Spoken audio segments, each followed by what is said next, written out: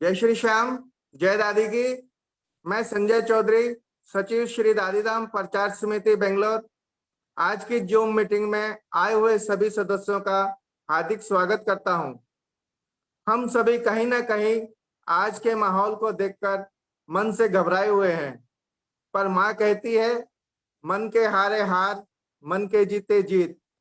हमको मन से नहीं हारना चाहिए। जैसे कि हम सबको मालूम है, आज देश में ब्लैक फंगस और व्हाइट फंगस की बीमारी बहुत तेजी से फैल रही है। इस बीमारी से कैसे हम बच सकते हैं, कैसे सावधान रह सकते हैं, ये सब जानने के लिए बेंगलोर की निम्न संस्थाएं श्री दादीधाम प्रचार समिति, मारवाड़ी सम्मेलन कर्नाटका, मारवाड़ी युवा मंच बेंगलोर, हम सब मिलकर बेंगलोर के सुप्रसिद्ध नेत्र विशेषज्ञ डॉक्टर श्री प्रकाश जी जैन के साथ ये जूम मीटिंग का आयोजन किया है। जैसे कि सभी शुभ कार्य श्री गणेश वंदना के साथ करते हैं, तो मैं गणेश वंदना के लिए आमंत्रित करने जा रहा हूं बेंगलोर के सभी के चहेते हसमुख मिजाज श्री प्रिंस जी जैन। प्रिंस जी जैन। जय श्री श्याम। जय श्री रानी सती दादा दादी माँ की जय। अब मैं समय नहीं लेते हुए एक मंगलाचरण श्री गणेश जी का समर्पित है। रख लाज मोरी गणपति, अपनी शरण में लीजिए। रख लाज मेरी गणपति, अपनी शरण में लीजिए। कर आज मंगल गणपति, अपनी कृपा अब कीजिए। रख लाज मेरी गणपति, तेरी दया तेरी कृपा हे नाथ हम मांगे सदा। तेरी दया तेरी कृपा हे नाथ हम मांगे सदा। हे नाथ हम मांगे सदा, तेरे ध्यान में होवे मति। प्रणाम हम अब लीजिए। रख लाज मेरी गणपति, करते प्रथम अब वंदना। तेरा नाम है दुख भंजना। करते करते करते प्रथम अब वंदना। तेरा नाम है दुख भंजना। तेरा नाम है दुख भंजना। करना प्रभु मेरी शुभ गति, करना प्रभु मेरी शुभ गति। अब तो शरण में लीजिए। रख लाज मोरी गणपति, रख लाज मेरी गणपति। अपनी शरण में लीजिए। कर आज मंगल गणपति, अपनी कृपा अब कीजिए। रख लाज मेरी गणपति। जय श्री श्याम। धन्यवाद। बहुत बहुत धन्यवाद प्रिंस भैया, बहुत सुंदर गणेश वंदना। बहुत बहुत धन्यवाद। अब मैं आपके सामने आमंत्रित करने जा रहा हूं मारवाड़ी युवा मंच बेंगलोर शाखा के युवा अध्यक्ष श्री ज्ञानचंद अग्रवाल हमारे सामने अपने विचार व्यक्त करेंगे। ज्ञान भैया। नमस्ते सभी को। मैं ज्ञान अग्रवाल, मारवाड़ी युवा मंच बेंगलोर शाखा का अध्यक्ष। जैसा कि आपको पता है कि कोविड की वजह से हम लोग अपने घरों में कैद हैं और इस समय कोविड के बाद में एक नई बीमारी जैसे ब्लैक एंड व्हाइट फंगस भी आ गई है, जिसको देश में सभी ने महामारी घोषित कर दिया है। तो हम चाहते हैं, इस मीटिंग के माध्यम से आपको अवगत कराना चाहते हैं कि ब्लैक एंड व्हाइट फंगस क्या है। तो मेरा सभी से, जो भी हमारे जो सदस्य यहाँ जुड़े हुए हैं, पूरा मीटिंग को देखें। जो हमारे डॉक्टर प्रकाश जी जैन है, ये अपने बहुत ही फेमस डॉक्टर है, जो ब्लैक एंड व्हाइट फंगस के बारे में हमें अवगत कराएंगे। तो डॉक्टर प्रकाश जी जैन का बहुत बहुत स्वागत है। और प्लीज किसी का कोई भी डाउट हो, कोई भी क्वेश्चन हो, वो चैट के माध्यम से हमें भेजें, उसका आंसर हम मीटिंग के बाद में जरूर लेंगे। धन्यवाद सभी का। बहुत बहुत धन्यवाद ज्ञान भैया। अब मैं आपके सामने आमंत्रित करने जा रहा हूं मारवाड़ी युवा मंच बेंगलोर शाखा के संस्थापक अध्यक्ष, मारवाड़ी सम्मेलन कर्नाटक बेंगलोर जिला अध्यक्ष श्री अरुण जी खेमका हमारे सामने अपने विचार व्यक्त करेंगे।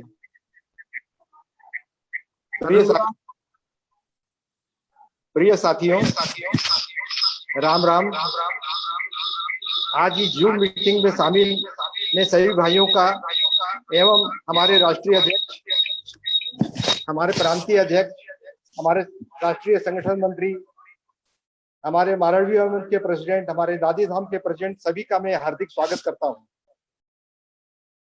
साथियों, इस महामारी के भयानक दौर में हम और हमारा परिवार किस प्रकार सुरक्षित रहे, यह चिंता का विषय है। ब्लैक फंगस और नित्य नई नई बीमारियां तेजी से फैल रही है। डॉक्टर प्रकाश जैन इन रोगों से बचने के तरीकों पर रोशनी डालेंगे। आशा है आप सभी भाई ध्यान देकर इस चर्चा में भाग लेंगे और स्वस्थ समाज के निर्माण में भागीदार बनेंगे।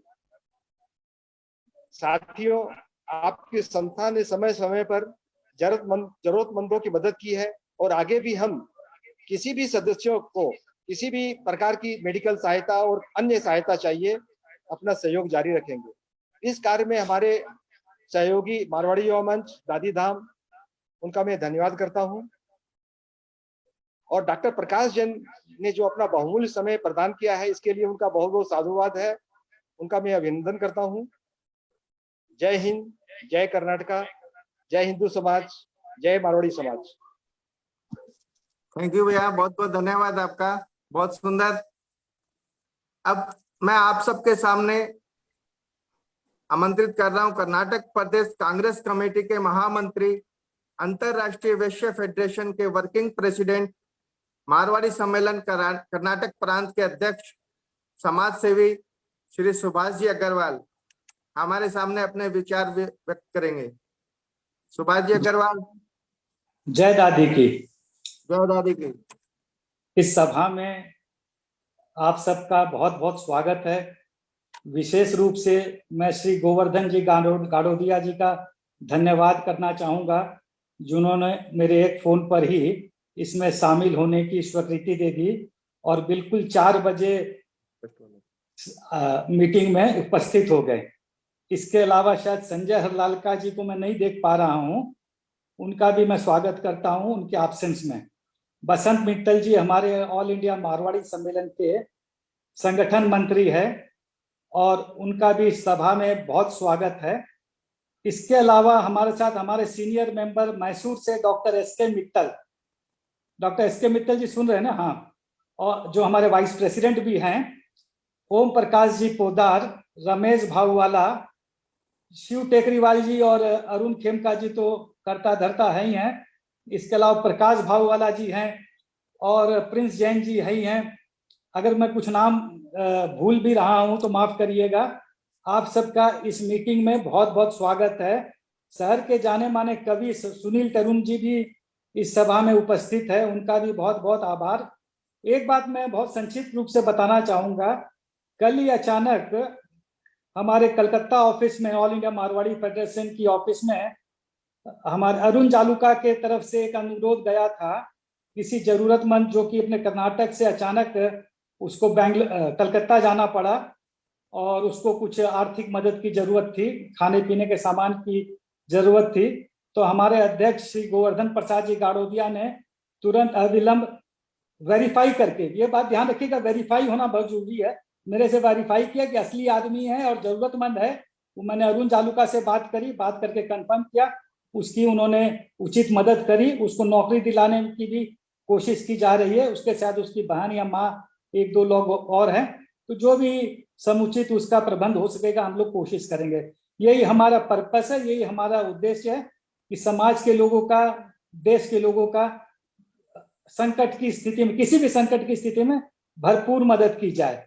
धन्यवाद। जय हिंद, जय कर्नाटका, जय दादी की। बहुत बहुत धन्यवाद सुभाष जी, बहुत सुंदर। सबसे पहले मैं, आज हमारा बहुत बड़ा सौभाग्य है जो हमारे बीच में रांची से जुड़े हुए हैं मारवाड़ी सम्मेलन के राष्ट्रीय अध्यक्ष श्री गोवर्धन प्रसाद जी गारोडिया अपने मुखारबिंद से हमारा मार्गदर्शन करेंगे। नमस्कार दोस्तों, आवाज आ रही है? हाँ, आ रही है। नमस्कार दोस्तों, आज हम यहाँ सुनने नहीं आए, खाली सुनने आए, बोलने नहीं आए। डॉक्टर साहब सुनेंगे, फिर भी आदरणीय सुभाष जी, मेरे साथ काम वाले संजय जी हजालका साहब वो आगे होंगे, भाई बसंत मित्तल, डॉक्टर साहब, आज की मीटिंग में आप सबका स्वागत करता हूँ और आपके प्रति धन्यवाद ज्ञापित करता हूँ कि इस जूम के माध्यम से मुझे आपसे मिलने का मौका मिला। देखिए कितना साइंस एडवांस हो गया है, कोई बेंगलोर बैठा, कोई मैसूर बैठा, कोई रांची में, कोई कलकत्ता में है, और एक प्लेट में सब एक दूसरे मिले जैसे सामने सामने बैठे। तो आज भी इस बात का है, साइंस ने इतनी तरक्की कर ली है कि एक दुनिया को नष्ट कर सकते हैं, लेकिन एक छोटा सा वायरस उसको नष्ट नहीं कर सकते हैं। वैज्ञानिक लगे हैं, डॉक्टर साहब इस लोग लगे हैं, प्रयास कर रहे हैं, लेकिन इस वैश्विक महामारी जो कोरोना नाम से 1.5 साल से पूरी दुनिया तबाह कर रही है, त्रस्त कर रही है, उसके बीच में एक नई बीमारी और ब्लैक फंगस, व्हाइट फंगस, ये लोग हमें से चर्चा में सुन रहे हैं, डॉक्टर साहब ज्यादा ठीक बताएंगे क्या क्या हो रहा है, भगवान परीक्षा ले रहा है। मुझे पूरी आशा, पूरा उम्मीद है, पूरा विश्वास है कि मानवता की जीत होगी, भगवान मानवता का साथ देंगे, बीमार से निजात पाएंगे, सब ठीक होंगे। एक है prevention is better than cure. Doctor साहब बताएंगे कि बीमार होने पर कैसे ठीक रह सकते हैं।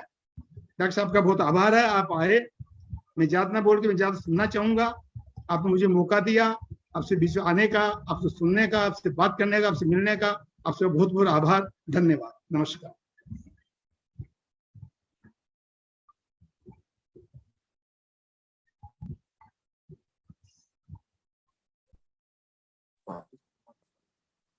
बहुत बहुत धन्यवाद आपका, जो आप रांची से हमारे साथ जुड़े और आपके दर्शन हुए हमारे हमको, और जो आपने कल मदद किया है कलकत्ता में, उसके लिए बहुत बहुत आभार आपका, बहुत बहुत धन्यवाद।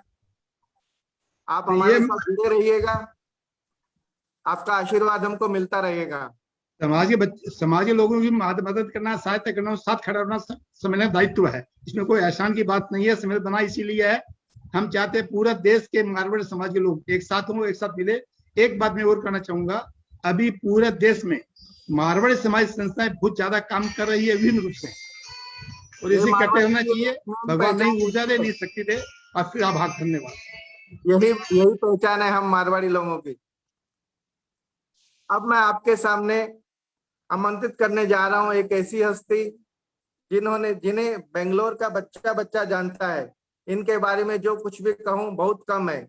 मारवाड़ी युवा मंच के संस्थापक, मारवाड़ी सम्मेलन कर्नाटक के सचिव, श्री दादीधाम प्रचार समिति के अध्यक्ष दादी भक्त श्री शिव कुमार जी टेकरीवाल हमारे सामने अपना विचार व्यक्त करेंगे। अनम्यूट है? हाँ,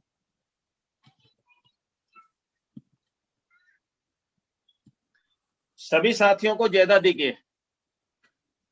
मैं समिति के सभी सदस्यों की तरफ से कार्यक्रम में जुड़े सभी लोगों का स्वागत करता हूं, अभिनंदन करता हूं। मैं स्वागत करता हूं डॉक्टर प्रकाश जी जैन का, जिन्होंने मेरे एक आग्रह को एक बार में ही स्वीकार कर अपनी स्वीकृति प्रदान की।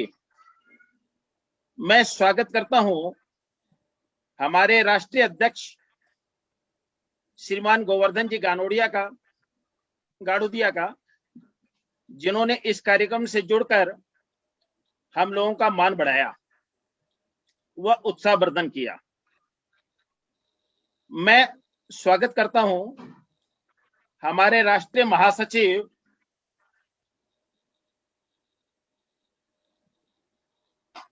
संजय जी हरलालका का एवं राष्ट्रीय संगठन मंत्री मारवाड़ी सम्मेलन श्री बसंत जी मित्तल का।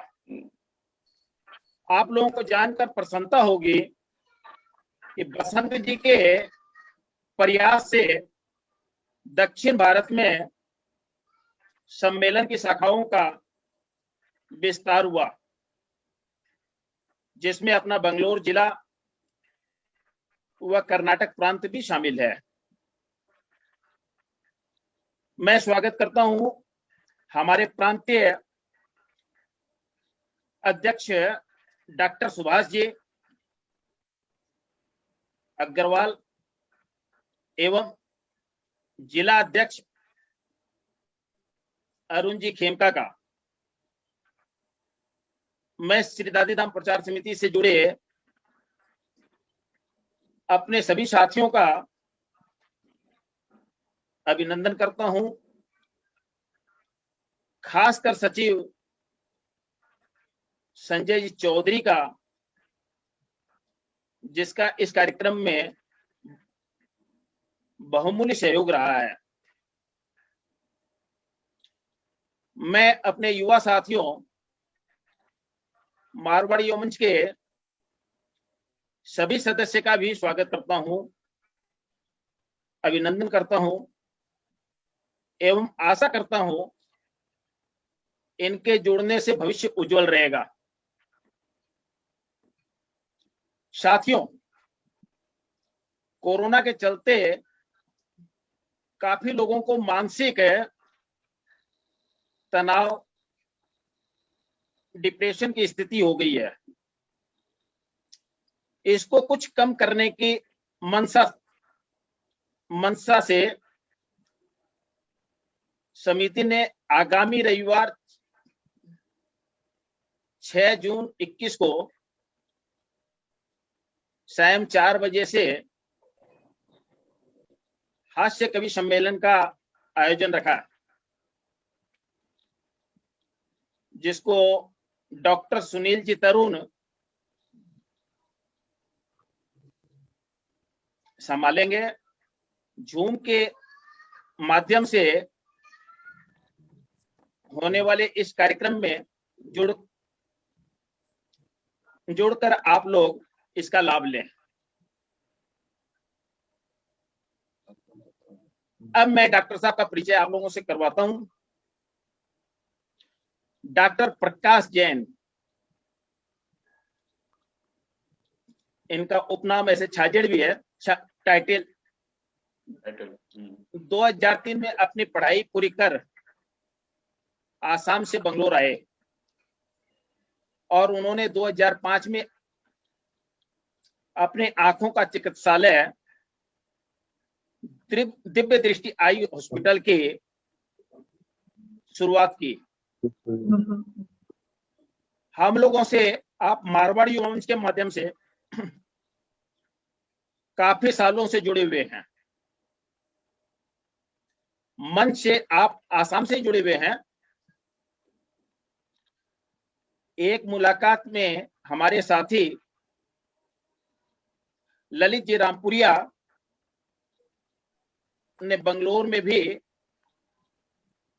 इनको मन से जोड़कर हम लोगों से परिचय करवाया था। तब से आज तक समाज का कोई भी कार्य हो, डॉक्टर साहब हमेशा आगे रहते हैं। हम लोगों ने संस्था के माध्यम से इनके नेतृत्व में कई आई कैंप आयोजित किए।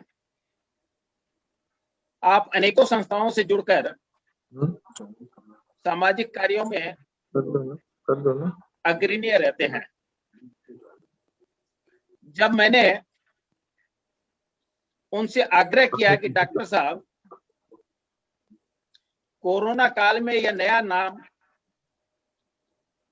फंगस का जुड़कर लोगों में काफी भय पैदा कर रहा है, आप ब्लैक एंड व्हाइट फंगस के बारे में जानकारी व निवारण बताकर लोगों को भय मुक्त करने में सबका अनम्यूट करना, मैं इनका सहयोग करें। जो बोलो तब सबको अनम्यूट करना, ताली बजाओ। आपने अपनी स्वीकृति तुरंत दी। अब मैं ज्यादा समय नहीं लेते हुए मेरा अनम्यूट है ना? दिव्य दृष्टि आई हॉस्पिटल के सीईओ डॉक्टर प्रकाश जैन से आग्रह करता हूं कि वो आए और मंच संभालें। डॉक्टर प्रकाश जैन। बहुत बहुत धन्यवाद भाई साहब। मैं 1 मिनट बोलना चाहूंगा आपकी हाँ हाँ आज्ञा से। हाँ जी। अभी अभी हमारे ऑल इंडिया मारवाड़ी सम्मेलन के महामंत्री श्री संजय हरलालका जी जुड़े हैं। हालांकि उनका बहुत हमने बहुत स्वागत है संजय जी का, बहुत बहुत स्वागत है। स्वागत उनका पहले भी कर दिया और बहुत बहुत धन्यवाद। एक बार मैं रिकॉग्नाइज करना नहीं, चाहता हूँ। बहुत बहुत स्वागत है संजय। चलिए, ओवर टू यू डॉक्टर साहब। एक बार सभी सदस्यों का माइक अनम्यूट करता हूं। डॉक्टर साहब का स्वागत सब ताली बजा करके करेंगे। सभी सदस्यों से अनुरोध है, ताली बजाकर डॉक्टर साहब का स्वागत कीजिए।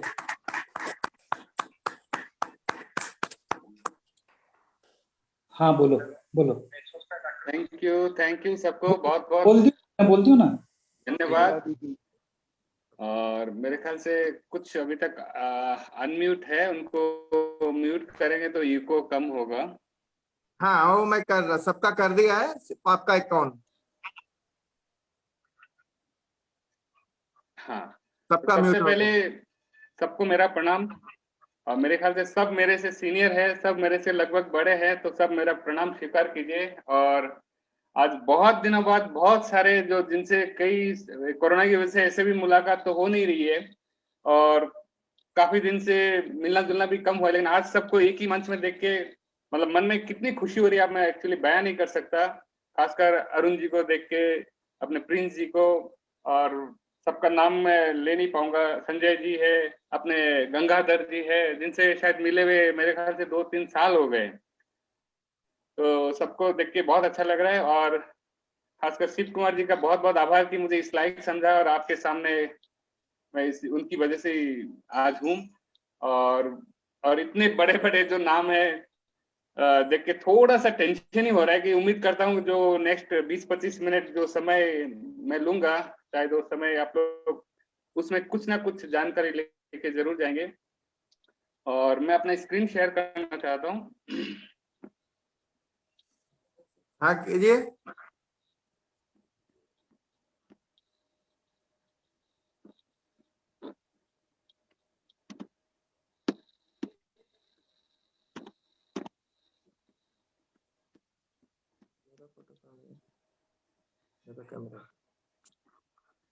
अभी स्क्रीन दिख रहा है सर? हाँ हाँ आ रहा है, सब आ रहा है।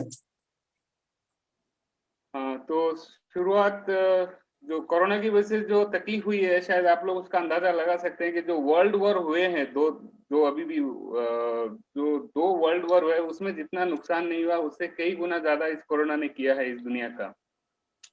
तो कोरोना से हम लोग उभरे नहीं थे कि दूसरा एक ये फंगस का नाम जुड़ गया है। खासकर ये अपने इंडिया में उतना जितना इंडिया में ये केसेस म्यूकोरमाइकोसिस के या जो आप लोग ब्लैक फंगस कहते हैं, उतना अभी अमेरिका या अपना इटली या इवन ब्राजील में भी उतने केसेस इसके बारे में नहीं आए हैं।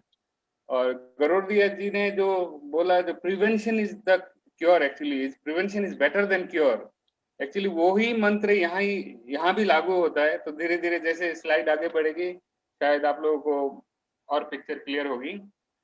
तो जो ब्लैक फंगस जो हम लोग कह रहे हैं और ये जो मीडिया वालों ने जो ब्लैक फंगस नाम दिया है, एक्चुअली सरासर गलत है। तो आपका ये ब्लैक फंगस एक्चुअली जिसको हम बोल रहे हैं वो म्यूकोरमाइकोसिस है। एक्चुअली तो ब्लैक फंगस है, ये है आपका जिसको डर्मेटिशियस फंगस बोलते हैं, जो कि जिसके सेल वॉल में मेलानिन होता है, वो खुद ब्लैक है, इसलिए वो ब्लैक फंगस है। हम लोग जो कोरोना में या अभी जो फैला हुआ है वो ब्लैक फंगस नहीं है। मेरे ख्याल से ये मैसेज अब सब लोग जाए, कोई अगर ब्लैक फंगस इसको बोलता है ये गलत बोल रहे हैं। न्यूज वाले, एंकर वाले, इनफैक्ट 2-4 यहाँ पे लोकल चैनल वाला जो कोई एक मेरा दोस्त है उनको भी पता है, लेकिन वो भी क्योंकि सब चैनल अब नेशनल चैनल वाले वो बात कर रहे हैं तो वो भी वही करते हैं। इनको बताने के बाद भी वो लोग उसको सुधार करने की कोशिश भी नहीं कर रहे हैं। और दूसरा जो और एक बीच में न्यूज आया व्हाइट फंगस जो फंगस है उसका नाम कैंडिडा एल्बिकन्स है, जो नॉर्मली इस कोरोना या नॉन कोरोना में भी हो सकता है लेकिन उतना कॉमन नहीं है।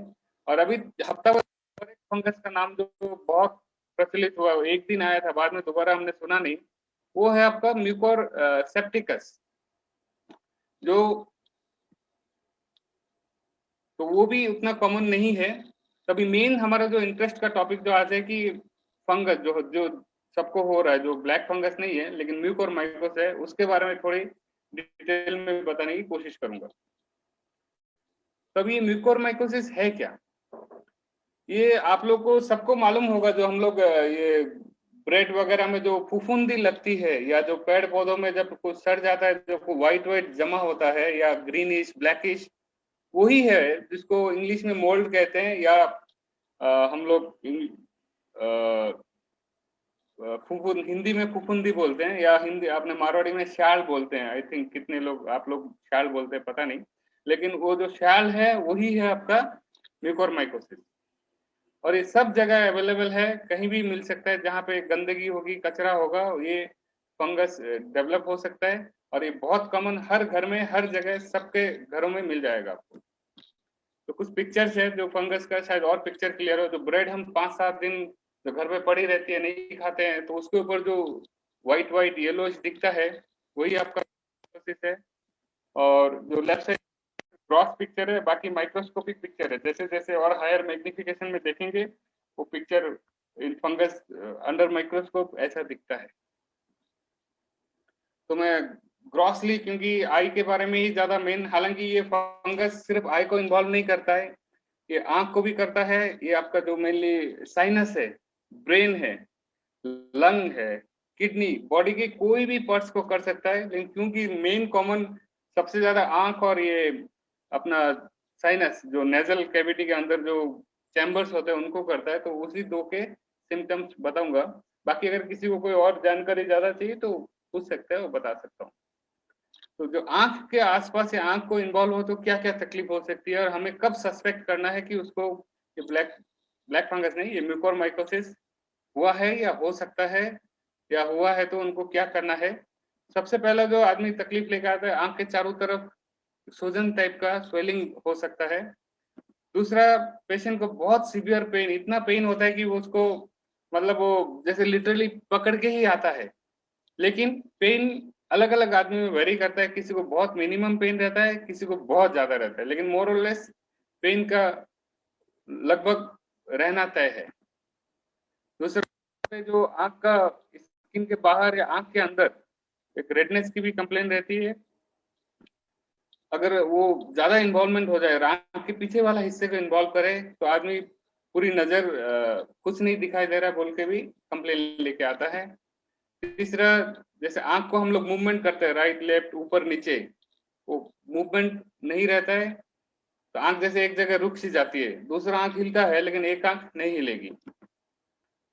और चौथा, जैसे आंख के पीछे के हिस्से को जब सूजन करता है तो वो क्या करता है, आंख को पुश करता है बाहर की तरफ, तो आंख जैसे अपने बाहर आ जाती है। वो बाहर आना 2 मिलीमीटर 1 मिलीमीटर हो सकता है, या फिर कई इतना ज्यादा हो कि आंख पूरी ही बाहर आ जाए। शायद आप लोगों ने कहीं ना कहीं कोई पिक्चर देखा होगा, तो उसको हम प्रोप्टोसिस बोलते हैं हमारे मेडिकल टर्म में। तो कुछ पिक्चर्स है जो आंख को इन्वॉल्व होने से कैसा दिखता है। जैसे आंख के बाहर का जो स्किन को इन्वॉल्व किया है, और नाक की स्किन को आप देख सकते हो, वो थोड़ा सा ब्लैकिश और रेडनेस है, और टच करने से पेशेंट को पेन भी होता है। बहुत अर्ली, जैसे इस स्टेज में अगर पेशेंट को हम डायग्नोसिस कर सके तो उनकी हम नजर या पेशेंट की जिंदगी भी बचा सकते हैं। ये जो लास्ट वाली फोटो है उसमें पूरी आंख का ऑलरेडी नजर पूरी जा चुकी है, आंख का पूरा जो मूवमेंट है वो जा चुका है। तो इस पेशेंट का जो फिर अभी भी हम इनके बचा सकते हैं, लेकिन आंख नहीं बचा सकते। पूरी आंख को और आसपास के पूरे एरिया को निकाल के साथ में मेडिकल मैनेजमेंट देके पेशेंट की जान बचाया जा सकता है। दूसरा जो इनफैक्ट जो मोस्ट कॉमन जिस एरिया को इन्वॉल्व करता है ये फंगस, उसको हम राइनो सेरेब्रल बोलते हैं। राइनो मतलब जो नेजल, नोज और ब्रेन, नाक और ब्रेन को एक साथ ज्यादातर इन्वॉल्व करता है। उसका जो मेन कंप्लेन आता है, पेशेंट एक साइड का पूरा फेस का सोजन लेके आता है, या फिर बहुत सीवियर सर दर्द, इतना ज्यादा सर दर्द होता है कि पेशेंट लगभग जैसे लगता है कि अपने सर को दीवार में ही फोड़ ले, या हेवी डोज की एंड जो पेन किलर हम लोग एक खाने से काम होता है वो 2-2 4-4 खाता है तब भी कम नहीं होता है। तीसरा जो सबसे कॉमन है, इनफैक्ट आजकल इसलिए कोई भी पेशेंट आता है अगर हेडेक लेके या कोई भी बोलता है मुझे 1 महीना पहले कोरोना हुआ है, तो सबसे पहले एक ही चीज पूछता हूँ हम लोग कि नाक तो बंद नहीं है, या नाक से कोई पानी या कोई काला कलर का या कोई भी तरह का डिस्चार्ज, जैसे नाक बहता है ना, तो उसमें कोई ब्लड या कोई भी तरह का स्मेल टाइप का कुछ भी तो नहीं आ रहा है। और जो कैरेक्टरिस्टिक जो डायग्नोस्टिक, लेकिन ये सिचुएशन आता है इसका मतलब ऑलरेडी प्रॉब्लम बहुत बढ़ गई है कि आप नाक के अंदर से देखेंगे तो काला सा आपको लीशन, जो ये फंगस का बॉल बना हुआ दिख जाता है। तो पिक्चर में नेक्स्ट दिखा रहा हूँ। हाँ, जो फीवर है इसमें फीवर बहुत माइल्ड ग्रेड से लेके बहुत हाई फीवर तक पेशेंट हो सकता है। तो फीवर का डिपेंड करता है पेशेंट टू पेशेंट। ये आपका पिक्चर में देख सकते हो आप, नाक के अंदर अगर देखेंगे तो एक ब्लैक सा जो स्कार बोलते हैं वो, उसमें क्या होता है जो फंगस इन्फेक्ट करके एक डेड टिश्यू बना देता है, वो काला सा हो जाता है। इनफैक्ट जो ब्लैक फंगस नाम पड़ने का कारण यही है, वो जिस चीज को अफेक्ट करता है वो एरिया काला पड़ जाता है, इसीलिए इसका नाम ब्लैक फंगस पड़ा है। नीचे जो है एक स्कैन है, अब ब्रेन में जो फंगल बॉल जैसा बना हुआ है आप देख सकते हैं। तभी सब ये पूछते हैं कि ये म्यूकोरमाइकोसिस इतना कॉमन है, सब जगह है, अपने बाथरूम में है, अपने घर के पीछे है, अपने गार्डन में है, अपने सब जगह है, फिर भी सबको होता है या नहीं होता है, या किनको ज्यादा होने का रिस्क रहता है। मैं कुछ बताना चाहता हूँ कि किसको ज्यादा होता है। हर किसी को ये नहीं होता है, तो इसलिए कोई भी नॉर्मल आदमी इसके लिए बहुत ज्यादा टेंशन नहीं लेना है। लेकिन किनको किनको होने का रिस्क, सबसे पहला जो रिस्क है, मेरे ख्याल से अपने जो खासकर मारवाड़ियों में आपको मालूम होगा, मेरे ख्याल से लगता है 40 to 50% लोगों को शुगर है। वो भी कारण मेनली अपना खान पान और लाइफ स्टाइल ही है। एक्सरसाइज हम लोग करते नहीं है, खाने पीने में हम लोग ध्यान नहीं देते, तो शुगर मेरे ख्याल से शुगर और बीपी 50 to 70% को रहेगा। तो वो लोग अगर शुगर कंट्रोल नहीं रखेंगे तो उनका अपना जो, जिनका शुगर लेवल 300 400 भी है और उनको लग रहा है नहीं सब ठीक है, तो फिर मुश्किल हो सकती है। जिनको कैंसर है या कैंसर का ट्रीटमेंट हो गया है, क्योंकि उनकी बॉडी की इम्यून सिस्टम इतना डाउन होता है, तो उनको भी ये फंगस का इन्फेक्शन होने का रिस्क ज्यादा रहता है। जिनका हम लोग जैसे जब से, और ये बीमारी आज की नहीं है, कम से कम 100 साल पुरानी बीमारी है, लेकिन हम लोगों ने नहीं सुना, क्योंकि ये बीमारी अभी जितनी फैली है पहले इतना नहीं था। पहले सबसे ज्यादा होने का चांस रहता है सीवियर डायबिटीज में, ऑर्गन ट्रांसप्लांट में, जिनका जैसे बोन मेरो ट्रांसप्लांट हुआ है, किडनी ट्रांसप्लांट है, हार्ट ट्रांसप्लांट हो रहा है, उन लोगों को ये बीमारी होने का रिस्क ज्यादा रहता है। तीसरा है जैसे स्टेम सेल, अपना बोन मेरो या जो स्टेम सेल ब्लड का लेके जो उसमें भी कारण सेम ही है, क्योंकि वो एंटी कैंसर ड्रग देता है, बॉडी इम्यून सिस्टम बहुत डाउन होता है, तो कोई भी तरह का इन्फेक्शन और इस तरह का फंगल इन्फेक्शन होने का रिस्क ज्यादा हो जाता है। न्यूट्रोपेनिया, इस न्यूट्रोपेनिया मतलब जिनका न्यूट्रोफिल काउंट कम होता है। न्यूट्रोफिल भी अपने बॉडी को, जो इम्यून सिस्टम का सबसे फर्स्ट लाइन ऑफ वो है, गार्ड है, न्यूट्रोफिल कम होता है तो उनको भी फंगल इन्फेक्शन का रिस्क बढ़ जाता है। और जैसे कि बता चुका हूँ ये सब जगह है, लेकिन फिर भी हम क्या करके इसको रिस्क हम कम कर सकते हैं उसके बारे में कुछ बताने की कोशिश करूंगा। एक बात ध्यान रखिए, जैसे कोरोना की वैक्सीन बनी है, अभी तक इसकी कोई वैक्सीन नहीं है। तो same prevention is better than cure. कोई वैक्सीन नहीं है, ट्रीटमेंट है, लेकिन ट्रीटमेंट बहुत कॉम्प्लिकेटेड है और सक्सेस रेट बहुत कम है।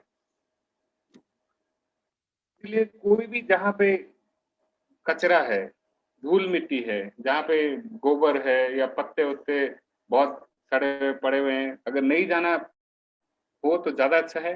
अगर फिर भी जाना पड़े तो प्रॉपर मास्क पहने, प्रॉपर सब जो full length gloves, full pant और जूते जो लंबे होते हैं जिससे कि अपने बॉडी में एक्सपोज ना हो। अगर बाई चांस कोई भी चीज एक्सपोज हो, उसको हम घर आके हाथों हाथ धो ले या अच्छे से नहा ले तो भी हम इस फंगस से बच सकते हैं। हाँ, कहीं भी अगर कुछ करते हुए कट जाए तो उसको हाथों हाथ अपना जो एंटीसेप्टिक जैसे डेटॉल है, सेवलॉन है या बिटाडिन, किसी से भी अच्छे से धो के उसको ड्रेसिंग कर लें, तो कि ये बीमारी अगर एक बार ब्लड में पहुंच गई तो बहुत रिस्की हो सकती है।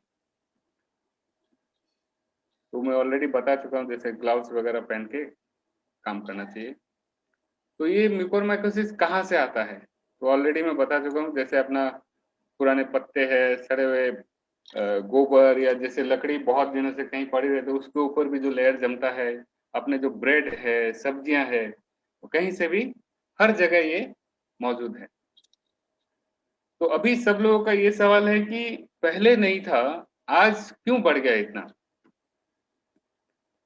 तो उसका कई कारण है, लेकिन ये जो कारण मैंने लिस्ट आउट किया है, एक भी कारण कंफर्म नहीं हुआ है, लेकिन ये सब कारण है। हो सकता है एक नहीं तो कई सारे कारण मिलके किसी को ज्यादा हो रहा है, लेकिन ये जो कारण है मैं एक कोशिश, अपना इम्यून सिस्टम, ये कोरोना वायरस की वजह से अपना जो बॉडी का इम्यून सिस्टम ऐसे ही डाउन हो रहा है, प्लस साथ में हम स्टेरॉइड भी लेना पड़ रहा है। हाँ, मैं और एक बात सबको बताना चाहता था, उस दिन कल मीटिंग में भी हुआ कि सब लोग बोल रहे हैं कि डॉक्टर ने जो स्टेरॉइड का मिसयूज की वजह से कोरोना आपका ये फंगस इन्फेक्शन हो रहा है। आपको एक बात मैं एश्योर करता हूँ या सबको बताना चाहता हूँ, कोई भी डॉक्टर जानबूझ के किसी पेशेंट को कोई इन्फेक्शन हो वैसी कोई दवाई नहीं देगा। कोई भी दवाई का रिस्क बेनिफिट देख के ही दवाई दी जाती है। अगर कोई स्टेरॉइड दे रहा है तो वो स्टेरॉइड का उस पेशेंट को बचाने में रोल है तभी दिया जा रहा है। अगर वो स्टेरॉइड नहीं देगा तो हो सकता है पेशेंट वो 3-4 दिन भी नहीं बचे। स्टेरॉइड दिया जाता है, लेकिन कितना देता है और कैसे लेना है वो डॉक्टर के हिसाब से अगर आप नहीं बंद करेंगे या नहीं चलेंगे तो सीरियस प्रॉब्लम हो सकता है। और शायद आप लोगों में बहुत सारे ऐसे भी होंगे जो व्हाट्सएप में प्रिस्क्रिप्शन देख के एक आदमी को, भाई अरुण जी को ये दवाई दे दिया है तो चौधरी जी ने भी वही दवाई शुरू कर दिया। उसमें क्या क्या दवाई है उसमें देख के कि उसमें कहीं गलती से स्टेरॉइड या अननेसेसरी एंटीबायोटिक तो नहीं है। अब किसी को कोरोना अगर पॉजिटिव हुआ है, कोई सब लोग डॉक्सीसाइक्लिन खा रहे हैं, क्यों खा रहे हैं? डॉक्सीसाइक्लिन की वजह से कितना प्रॉब्लम हो रहा है। डॉक्सीसाइक्लिन की वजह से या जो भी एंटीबायोटिक वजह से जिसको जरूरत नहीं है, अपने बॉडी में नॉर्मल बैक्टीरिया, नॉर्मल फंगस बहुत सारे हैं जो अपने हेल्प करते हैं, वो बैक्टीरिया वो फंगस भी मर जाते हैं, तो उसकी वजह से अपने को प्रॉब्लम होता है। तो कोई भी दवाई, इनफैक्ट बता रहा हूँ, जो लोग कोई कह रहे हैं कि आरटीपीसीआर की वजह से फंगल इन्फेक्शन बढ़ रहा है, क्योंकि वो जो लकड़ी नाक के अंदर डालते हैं उससे बोलता है नेजल म्यूकोसा डैमेज हो रहा है, उससे फंगस हो रहा है। इस लोगों का ये भी कहना है कि जो विटामिन सी, विटामिन जिंक है, विटामिन डी है, उसकी वजह से भी अपना फंगल इन्फेक्शन बढ़ा है। कारण पता नहीं, लेकिन सबका कहना है कि अननेसेसरी कोई भी, इसका मतलब ये है कि अननेसेसरी कोई भी मेडिसिन प्रॉब्लम क्रिएट कर सकता है। अगर कोई जरूरत नहीं हो तो कोई मेडिसिन मत लीजिए। अब आईसीयू है, आईसीयू में अभी इतना लोड बढ़ा है कि आईसीयू की जो डक्ट्स वगैरह है, जो एसी वगैरह है, उनकी क्लीनिंग नहीं हो रही है बराबर, ऐसा कोई बोल रहे हैं, तो उनकी वजह से भी फंगल इन्फेक्शन बढ़ सकता है। तो किसी का कहना है कि जो कंसंट्रेटर है उसमें जो पानी होता है, पानी अगर बराबर क्लीन नहीं करे, लेकिन ये भी अभी तक प्रूफ नहीं है, चांसेस बहुत कम है कि उसकी वजह से फंगल इन्फेक्शन हो। और एक चीज मैंने शायद यहाँ पे लिखना, मास्क, आप लोग कितने लोग हैं जो मास्क को बराबर रोज धो के पहनते हैं? अगर कपड़े का मास्क है, मैंने देखा है कि कई बार एक मास्क पड़ा हुआ है, कम से कम 4-5 दिन से शायद पड़ा होगा, गाड़ी में पड़ा है, गाड़ी से निकला, उसको मुंह में लगा के आप बाहर निकल गए, तो वो वैसा मत कीजिए, शायद वो मास्क में ऑलरेडी फंगस जमा हो गया होगा। तो ये जो छोटी छोटी चीजें हैं उससे बहुत सारी अपने प्रॉब्लम को हम बचा सकते हैं। तो मास्क उसको प्रॉपर जो हाइजीन है मेंटेन करना है। अगर जो डिस्पोजेबल है डेली उसको फेंकिए, कपड़े का है तो उसको डेली धोना है, धो के अच्छे से गर्म, जैसे अगर प्रेस कर ले, इस्त्री कर ले तो ज्यादा अच्छा है कि जो भी थोड़ा बहुत कीटाणु रहेगा वो भी मर जाएंगे। और ये बीमारी को डायग्नोसिस करने के लिए मैंने लिस्ट आउट किया है। टेस्ट है, कंप्लीट ब्लड टेस्ट, शुगर की जांच है। हाँ, ये केवल इसमें जो आप लोगों को उतना टेक्निकली जरूरत नहीं है, लेकिन ये बहुत सिंपल, बहुत ही सस्ती है, जिससे कि हम लोग एग्जैक्टली कौन सा फंगस है इमीडिएट पता चल जाता है। और बाकी ईएनटी कंसल्टेशन करना पड़ता है, अगर जहां जहां स्कैन, सीटी, एमआरआई या जो भी बायोप्सी करनी पड़ती है करते हैं। ये डायग्नोसिस में ज्यादा डिटेल जाके समय नष्ट नहीं करता हूँ, क्योंकि अपने को मेनली इसका उतना आप लोगों को इसका ज्यादा फायदा नहीं होने वाला है अगर मैं ज्यादा डिटेल में जाऊंगा तो। अभी ट्रीटमेंट में भी मैं बहुत शॉर्ट में बताऊंगा, क्योंकि आप लोग करने वाले नहीं हो, तो हॉस्पिटल में जब एडमिट होगा डॉक्टर ही करने वाला है। फिर भी जस्ट शॉर्ट में बता, इस बीमारी, खाली इस बीमारी की नहीं है, कोई भी बीमारी में अगर टाइम पे पता चल जाए और टाइम पे डायग्नोसिस हो जाए, उससे अच्छी बात हो ही नहीं सकती। भले वो हार्ट अटैक हो, कैंसर हो, ब्रेन ट्यूमर हो या ये म्यूकोरमाइकोसिस हो, टाइम पे डिटेक्ट हो, ट्रीटमेंट में आप पेशेंट का हम लोग 100% बचा सकते हैं। लेकिन एक पर्टिकुलर लेवल क्रॉस होने के बाद उसको 100% चांस है कि वो नहीं बचेंगे। इसलिए टाइमली डायग्नोसिस बहुत जरूरी है। इसमें जैसे मेनली शुगर पेशेंट को बहुत ज्यादा रिस्क रहता है। मैं डरा नहीं रहा हूँ शुगर पेशेंटों को, लेकिन अपना शुगर जो भी है प्रॉपर कंट्रोल रखिए, नहीं तो कोई भी दूसरी बीमारियों का रिस्क, इसके म्यूकोरमाइकोसिस की नहीं, बाकी बहुत सारी बीमारी का रिस्क बढ़ जाती है।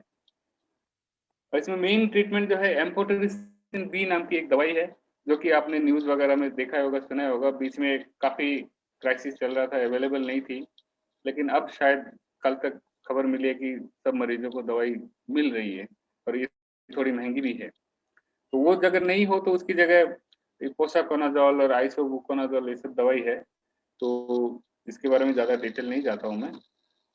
और सबसे जो सीरियस इस बीमारी के है कि इसमें 90% लोगों को हमें ऑपरेशन करना पड़ता है। जिस एरिया में होता है उसको निकाल के ही फेंकना पड़ता है, भले वो आंख हो या नाक हो। एक पिक्चर दिखा रहा हूँ, डराने के लिए नहीं है, जस्ट कि किसी को हुआ था तो उसका ऑपरेशन के बाद कैसा दिखता है। ये पिक्चर है जिसको साइनस का और आंख का हुआ था, तो इनका आंख और साइनस पूरा निकालना है, निकाल के। और लेकिन ये इसके बाद ये प्रोस्थेसिस आता है, जिससे बाकी लोगों को पता नहीं चलता है, तो कॉस्मेटिक सर्जरी से इनको दिखने में एटलीस्ट बेटर कर सकते हैं। तो नेचुरल पॉइंट में ऐड नहीं करने वाला था, लेकिन फिर भी जस्ट फॉर अपने जनरल पब्लिक की कि नेचुरली हम फंगस को कैसे रोक सकते हैं। उसमें सबसे नंबर 1, घर में कोई लटान पे सालों अंदर रहते हैं तो उनको मंथली या एक आध महीने में उनको लाके सबको धूप में रखिए। अपने अचार वगैरह जो भी है सब टाइम टू टाइम धूप लगाइए, तो अपना 99% हम फंगस को ऐसे ही बच सकते हैं। बाकी विनेगर है, बेकिंग सोडा है, नीम, लेमन, कैम्फर, ये सब से भी हम फंगस को इस जो म्यूकोरमाइकोसिस से बच सकते हैं। प्रोग्नोसिस मतलब किसी कितना परसेंट चांस रहता है कि पेशेंट बचेगा। तो मोर्टिलिटी मतलब जो डेथ रेट, किसी को अगर होता है ऑलमोस्ट 46% साइनस इन्फेक्शन वालों को हम नहीं बचा पाते हैं, और किसी का अगर लंग इन्फेक्शन हुआ है 76% लोगों को हम नहीं बचा पाते, और अगर जिसको पूरा बॉडी में फैल जाता है 96% को हम बचा नहीं पाते। तो इसलिए ये सीरियस है, और इसका अगर हम बचाव जितना करेंगे उतना अच्छा है। बचाव बहुत मुश्किल नहीं है, अपना साफ सफाई रखे, अपने आसपास को क्लीन रखे, 99% हम इस बीमारी से ऐसे ही बच सकते हैं। और जो अपना शुगर वगैरह कंट्रोल रखे, और किसी को कोरोना होते ही ये बीमारी होगी ऐसा नहीं है, और किसी को कोरोना नहीं है तो ये बीमारी नहीं होगी ऐसा भी नहीं है।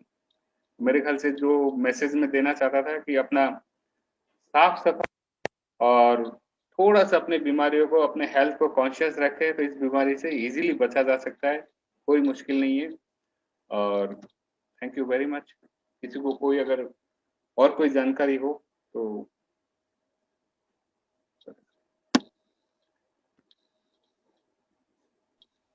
धन्यवाद डॉक्टर साहब। अभी आवाज समुद्र नहीं आ रही है सर। हाँ अब आ रही है, बोलिए। हाँ आ रही है। धन्यवाद। अभी सुमित जी बाजोरिया, सुमित जी बाजोरिया। जी भैया।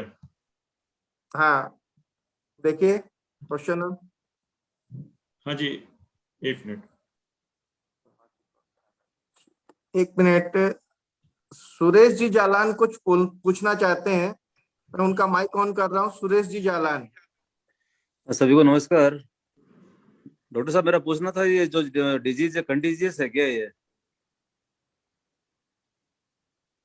हेलो डॉक्टर साहब अनम्यूट। डॉक्टर साहब, ये जो डिजीज है कंटीजियस है क्या?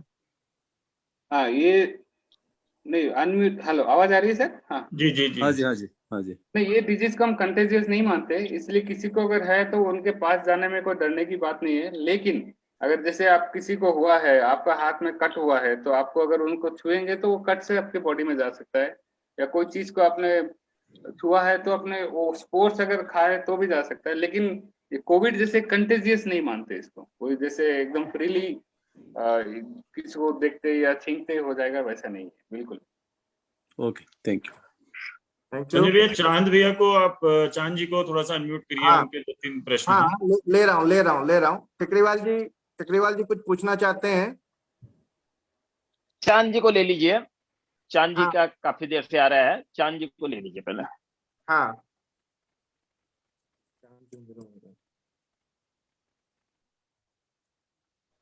चांद भैया। हाँ, मैं स्वागत करता हूँ डॉक्टर साहब का। और मैं डॉक्टर साहब से पूछना चाहता हूँ, क्या ये बच्चों या बुजुर्गों को भी हो सकता है क्या? या ये कि आफ्टर कोविड के बाद, जब मान लीजिए 1 साल 2 साल में हम लोग अगर कोविड से रिलीफ हो जाए, तो भी क्या ये डर बना रहेगा? और नहीं आगे देखिए, क्या भविष्य में आगे बीमारी रहेगी? नहीं चांद जी, एक बात बताऊं। पहली बात तो जो ये डर है ना, ये डर सबसे बड़ी बीमारी है। और कल अभी लास्ट वीक अपने उसमें टेकरीवाल जी भी थे कि डर से क्या है, अपने जो बॉडी का इम्यून सिस्टम अपना माइंड की स्थिति पे भी डिपेंड करता है। आप मेंटली स्ट्रांग होंगे तो आपकी बॉडी इम्यूनिटी भी स्ट्रांग होती है। तो डरने का तो पहले आप छोड़ दीजिए, डरना बिल्कुल नहीं है। लेकिन नेग्लिजेंट नहीं होना है, जैसे हम बोलते हैं ना, लापरवाही नहीं करनी है। आपको जैसे किसी को अगर पता है कि हाँ भाई इस आदमी को कोरोना हुआ है या कोरोना एक्टिव है, फिर भी कि नहीं मेरा भाई है, दोस्त है, जाके अगर गले मिलेंगे या साथ में बैठ के खाएंगे पिएंगे, तो वो गलत बात, वो लापरवाही हो जाएगी। बाकी आप अगर नॉर्मल है, सही है, कोई दिक्कत नहीं है, तो ये बीमारी नहीं होगी। आपके आसपास साफ सफाई रखिए। और किसी ने ये भी पूछा है कि भाई होम ट्रीटमेंट बेटर इम्यूनिटी, तो बेटर इम्यूनिटी का सही खान पान, प्रॉपर एक्सरसाइज, उससे बेटर इम्यूनिटी आपको कोई दवाई दे नहीं सकती। फ्रिज का यूज ज्यादा हो रहा है, जैसे हम लोग फ्रिज में खाना रख देते हैं और उसको यूज करते हैं, तो क्या वो भी इफेक्ट करता है फंगस को? नहीं बिल्कुल, फंगस तो नॉर्मली अगर फ्रीज अच्छा है, ठंड 3 दिन 4 दिन तक ज्यादा प्रॉब्लम नहीं है। लेकिन अगर फ्रीज बहुत अच्छा भी हो, लेकिन बनाने से पहले अगर वो जो सब्जी वगैरह को प्रॉपर इंस्पेक्ट कर लीजिए। अगर ये फंगस रहेगा तो आपको बाहर से ही दिख जाएगा। अगर जो भी जहां भी थोड़ा भी डाउट लगे, आप उसको डिस्कार्ड कर दीजिए, उसको खाने की कोशिश नहीं करनी। तो वही, लेकिन फ्रीज डेफिनेटली हेल्पफुल है कि ये फंगस वगैरह कम लगे। लेकिन आप अगर महीनों रख देंगे, उतना दिन ये नहीं रख सकते। और चेक करके ही खाना है कि अगर कोई भी, जैसे भले टमाटर हो या आलू जो भी हो, अगर दिखने में फिजिकली आप देख सकते हो, अगर कोई प्रॉब्लम है निकाल दीजिए, फेंक दीजिए। डॉक्टर साहब, चूंकि ये बीमारी कोरोना काल में सामने आई है, तो बहुत लोगों के मन में ये एक क्वेश्चन है, एक सवाल है कि क्या इस बीमारी का कोरोना से कोई संबंध है, या कोरोना के पेशेंट्स को ही ये होगा, या कोरोना रिकवर वालों को होगा, कैसे, या ये किसी भी आम व्यक्ति को हो सकता है? नहीं, ये सवाल बहुत अभी ज्यादा हुई है, इसमें कोई शक नहीं है। बीमारी पहले भी थी, लेकिन जैसे मेनली आपका जिनको हाई शुगर था, जिनको किडनी ट्रांसप्लांट या वो सब होता था, उनको होने का रिस्क रहता था। लेकिन ओवरऑल लग रहा है कि ये कोरोना तो मेन कारण है, लेकिन कुछ केसेस, अभी जैसे कल भी डिस्कशन हो रहा था, कुछ लोगों को ऐसे लोग भी मिले हैं जिनको कोरोना का मतलब शायद हुए होंगे लेकिन एक्टिव नहीं थे और कोई प्रॉब्लम भी नहीं है, लेकिन उनको भी हुआ है। तो ये तो है कि जो सिर्फ कोरोना है उनको ही होगा, ऐसी बात नहीं है, लेकिन 90% से ज्यादा कोरोना से डायरेक्ट इनडायरेक्ट संबंध है। तो कोरोना जो है वो इसको थोड़ा सा बूस्ट कर रहा है, ऐसा कुछ कोरोना की? थोड़ा नहीं, काफी बूस्ट किया है। जी जी। अगर मान लो 12-15 हजार केस पूरे इंडिया में है, 14,000 कोरोना से रिलेटेड ही है।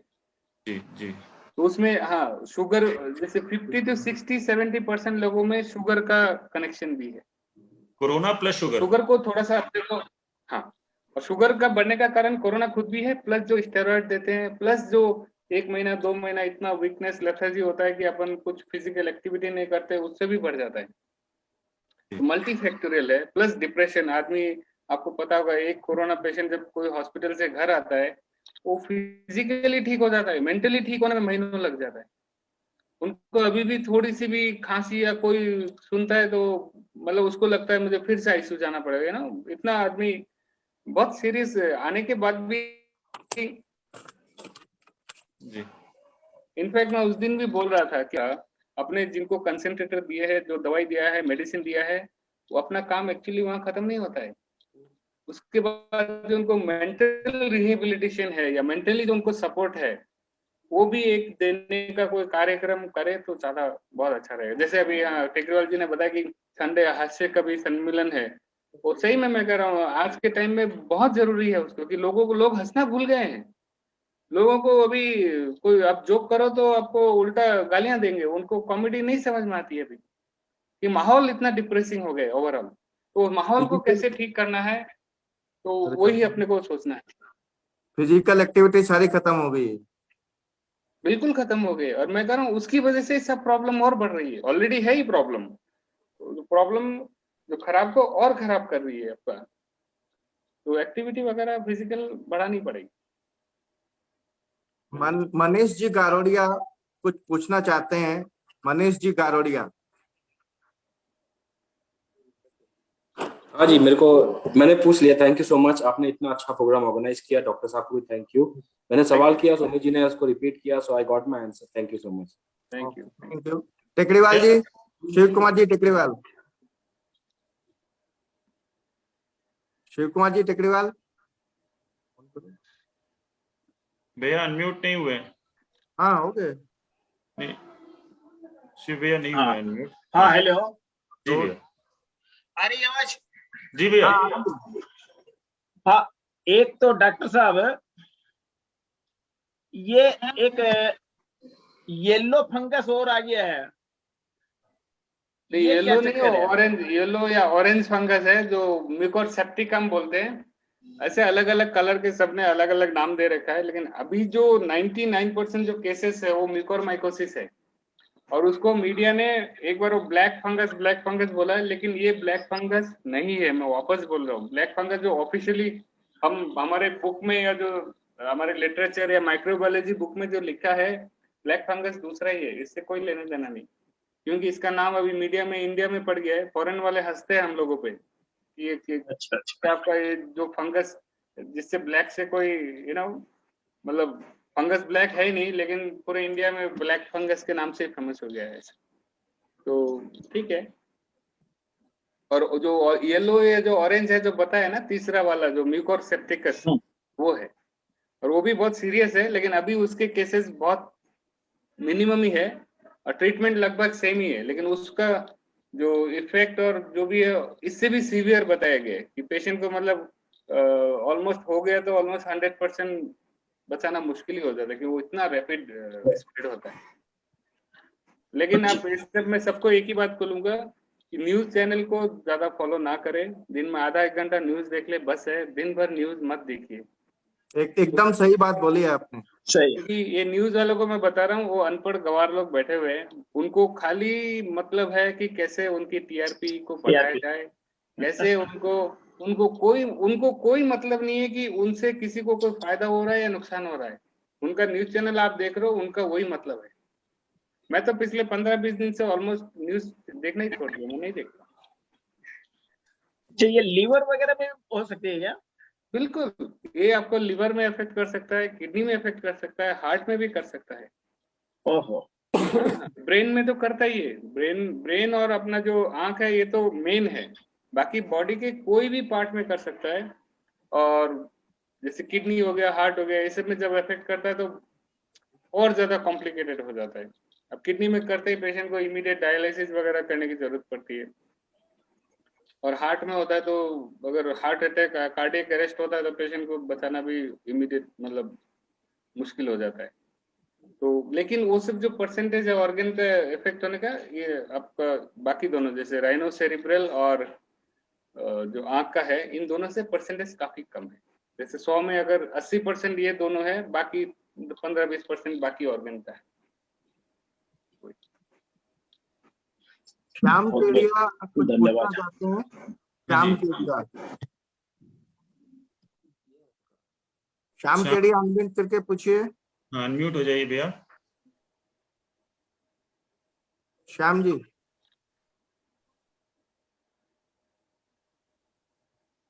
श्याम केडिया अपने आप को अनम्यूट कीजिए।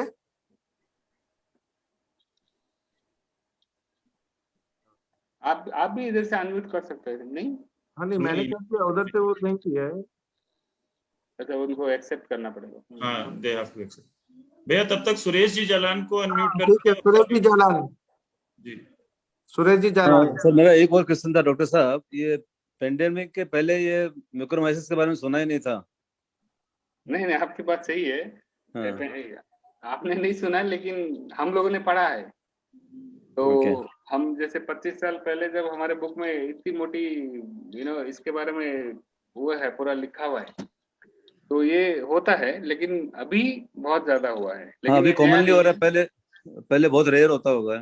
है। रेयर बताया ना, जैसे किडनी ट्रांसप्लांट पेशेंट को, कैंसर पेशेंट को, जो जिनका मतलब बहुत इम्यून सिस्टम वीक है। हाँ, इसमें एक चीज, जो इम्यून सिस्टम वीक में एक कैटेगरी आता है अपना एड्स वाले पेशेंट, जो HIV पॉजिटिव पेशेंट है, उनको देखा गया ये फंगस उतना ज्यादा, बाकी हालांकि वो भी इम्यून सिस्टम का ही बीमारी है, कम हो जाती है, एकदम नील हो जाता है एड्स पेशेंट में, उनको ये फंगस ज्यादा इफेक्ट नहीं करता है। ये मतलब समझ लीजिए उनके लिए अच्छी बात है, वरदान है। वरदान ही समझ, वरदान तो नहीं है, बाकी बीमारी तो उनको रहती है, लेकिन ये बीमारी कम से कम उनको उतनी ज्यादा नहीं हो रही है, तो ये एक अच्छी बात है। नहीं तो Thank you. एड्स की, अगर एड्स में भी इफेक्ट होता था, अपने को एक्चुअली एग्जैक्ट डाटा पता नहीं है, एड्स का पेशेंट का नंबर बहुत ज्यादा है। अगर उनको ये बीमारी होती तो शायद कोरोना से पहले अपने को म्यूकोरमाइकोसिस के हजारों लाखों केस मिल जाते। तो डॉक्टर साहब क्या कारण क्या है कि जिसकी वजह से ये जो अभी कोरोना से पहले भी एग्जिस्ट करती थी ये डिजीज, और ये ऑल ऑफ अ सडन ये अचानक से कैसे ये इतना बढ़ गया? नहीं, वो आपको इसीलिए मैं एक पूरा लिस्ट बताया था ना जी, जिसमें अपना एक्सेसिव एंटीबायोटिक्स, अच्छा, एक्सेसिव ओके, अपना जो ये ऑक्सीजन जो यूज करते हैं आईसीयू में, जी, एक्सेसिव विटामिन सी, जिंक, ये मास्क खुद, तो ये मल्टी फैक्टोरियल है। और सही में अभी तक एग्जैक्ट पता नहीं कि ये बीमारी इतनी ज्यादा क्यों हो रही है, और ये कारण इसलिए ज्यादा लग रहे हैं क्योंकि ये बीमारी इंडिया में ज्यादा हुई है, जी, अमेरिका में नहीं है। तो जो अपना हाइजीन बोलते हैं ना, जो साफ सफाई, तो वही मेन फैक्टर लग रहा है, बाकी कोई फैक्टर ज्यादा उतना नहीं लग रहा है। जब ये बीमारी शुरू में आई थी तो बॉम्बे से शायद स्टार्ट हुआ है, सबसे पहला जो नोन केसेस आए थे वो बॉम्बे से आए थे, और वहां पर ये बोला गया कि जो हम लोग ऑक्सीजन यूज हो रहा है, ऑक्सीजन सिलेंडर्स यूज हो रहे हैं या घर में ऑक्सीजन यूज हो रहा है, वहां पर डिस्टिल्ड वाटर की जगह लोगों ने जो जनरल टैप वाटर वगैरह, नल का पानी, उसके वजह से ये बीमारी ज्यादा आ रही है, ऐसा कुछ है क्या? नहीं, ये भी वही लिस्ट में वो भी डाला था कंसंट्रेटर, आपका जो ऑक्सीजन आप बता रहे हो ना, डिस्टिल वाटर, और ये सब हाइपोथेटिकल है क्योंकि पानी में फंगस ऐसे 2-4 दिन में जमा नहीं हो सकता है। टेस्ट किया है कई बार कि एक हफ्ता आप कंसंट्रेटर यूज करके उस पानी को कई बार चेक किया गया है, उसमें फंगस नहीं मिला है जी। तो इसलिए उसको ब्लेम करना थोड़ा ठीक नहीं है। लेकिन डेफिनेटली जो एंटीबायोटिक और स्टेरॉइड है, जो आईसीयू के डक्ट्स है, एसी है, और अपने जो मास्क है, जो आप खुद एक बार खुद सोचिए कितनी बार हुआ होगा जब आपने खुद ऐसे ही मास्क को लगा लिया, मास्क आपने चेक भी नहीं किया कि मास्क साफ है नहीं है कि नहीं। तो मास्क का भी एक बहुत बड़ा रोल सबको लगता है, लेकिन अभी तक पक्का परफेक्ट कारण नहीं पता है। जी जी संजय भैया, संदीप जी का रेज हैंड है, अगर आप उनको अनम्यूट करें तो। हाँ वही कर रहा हूँ। हाँ, आप अपना वीडियो ऑन करेंगे। मेरा वीडियो ऑन है। संदीप जी।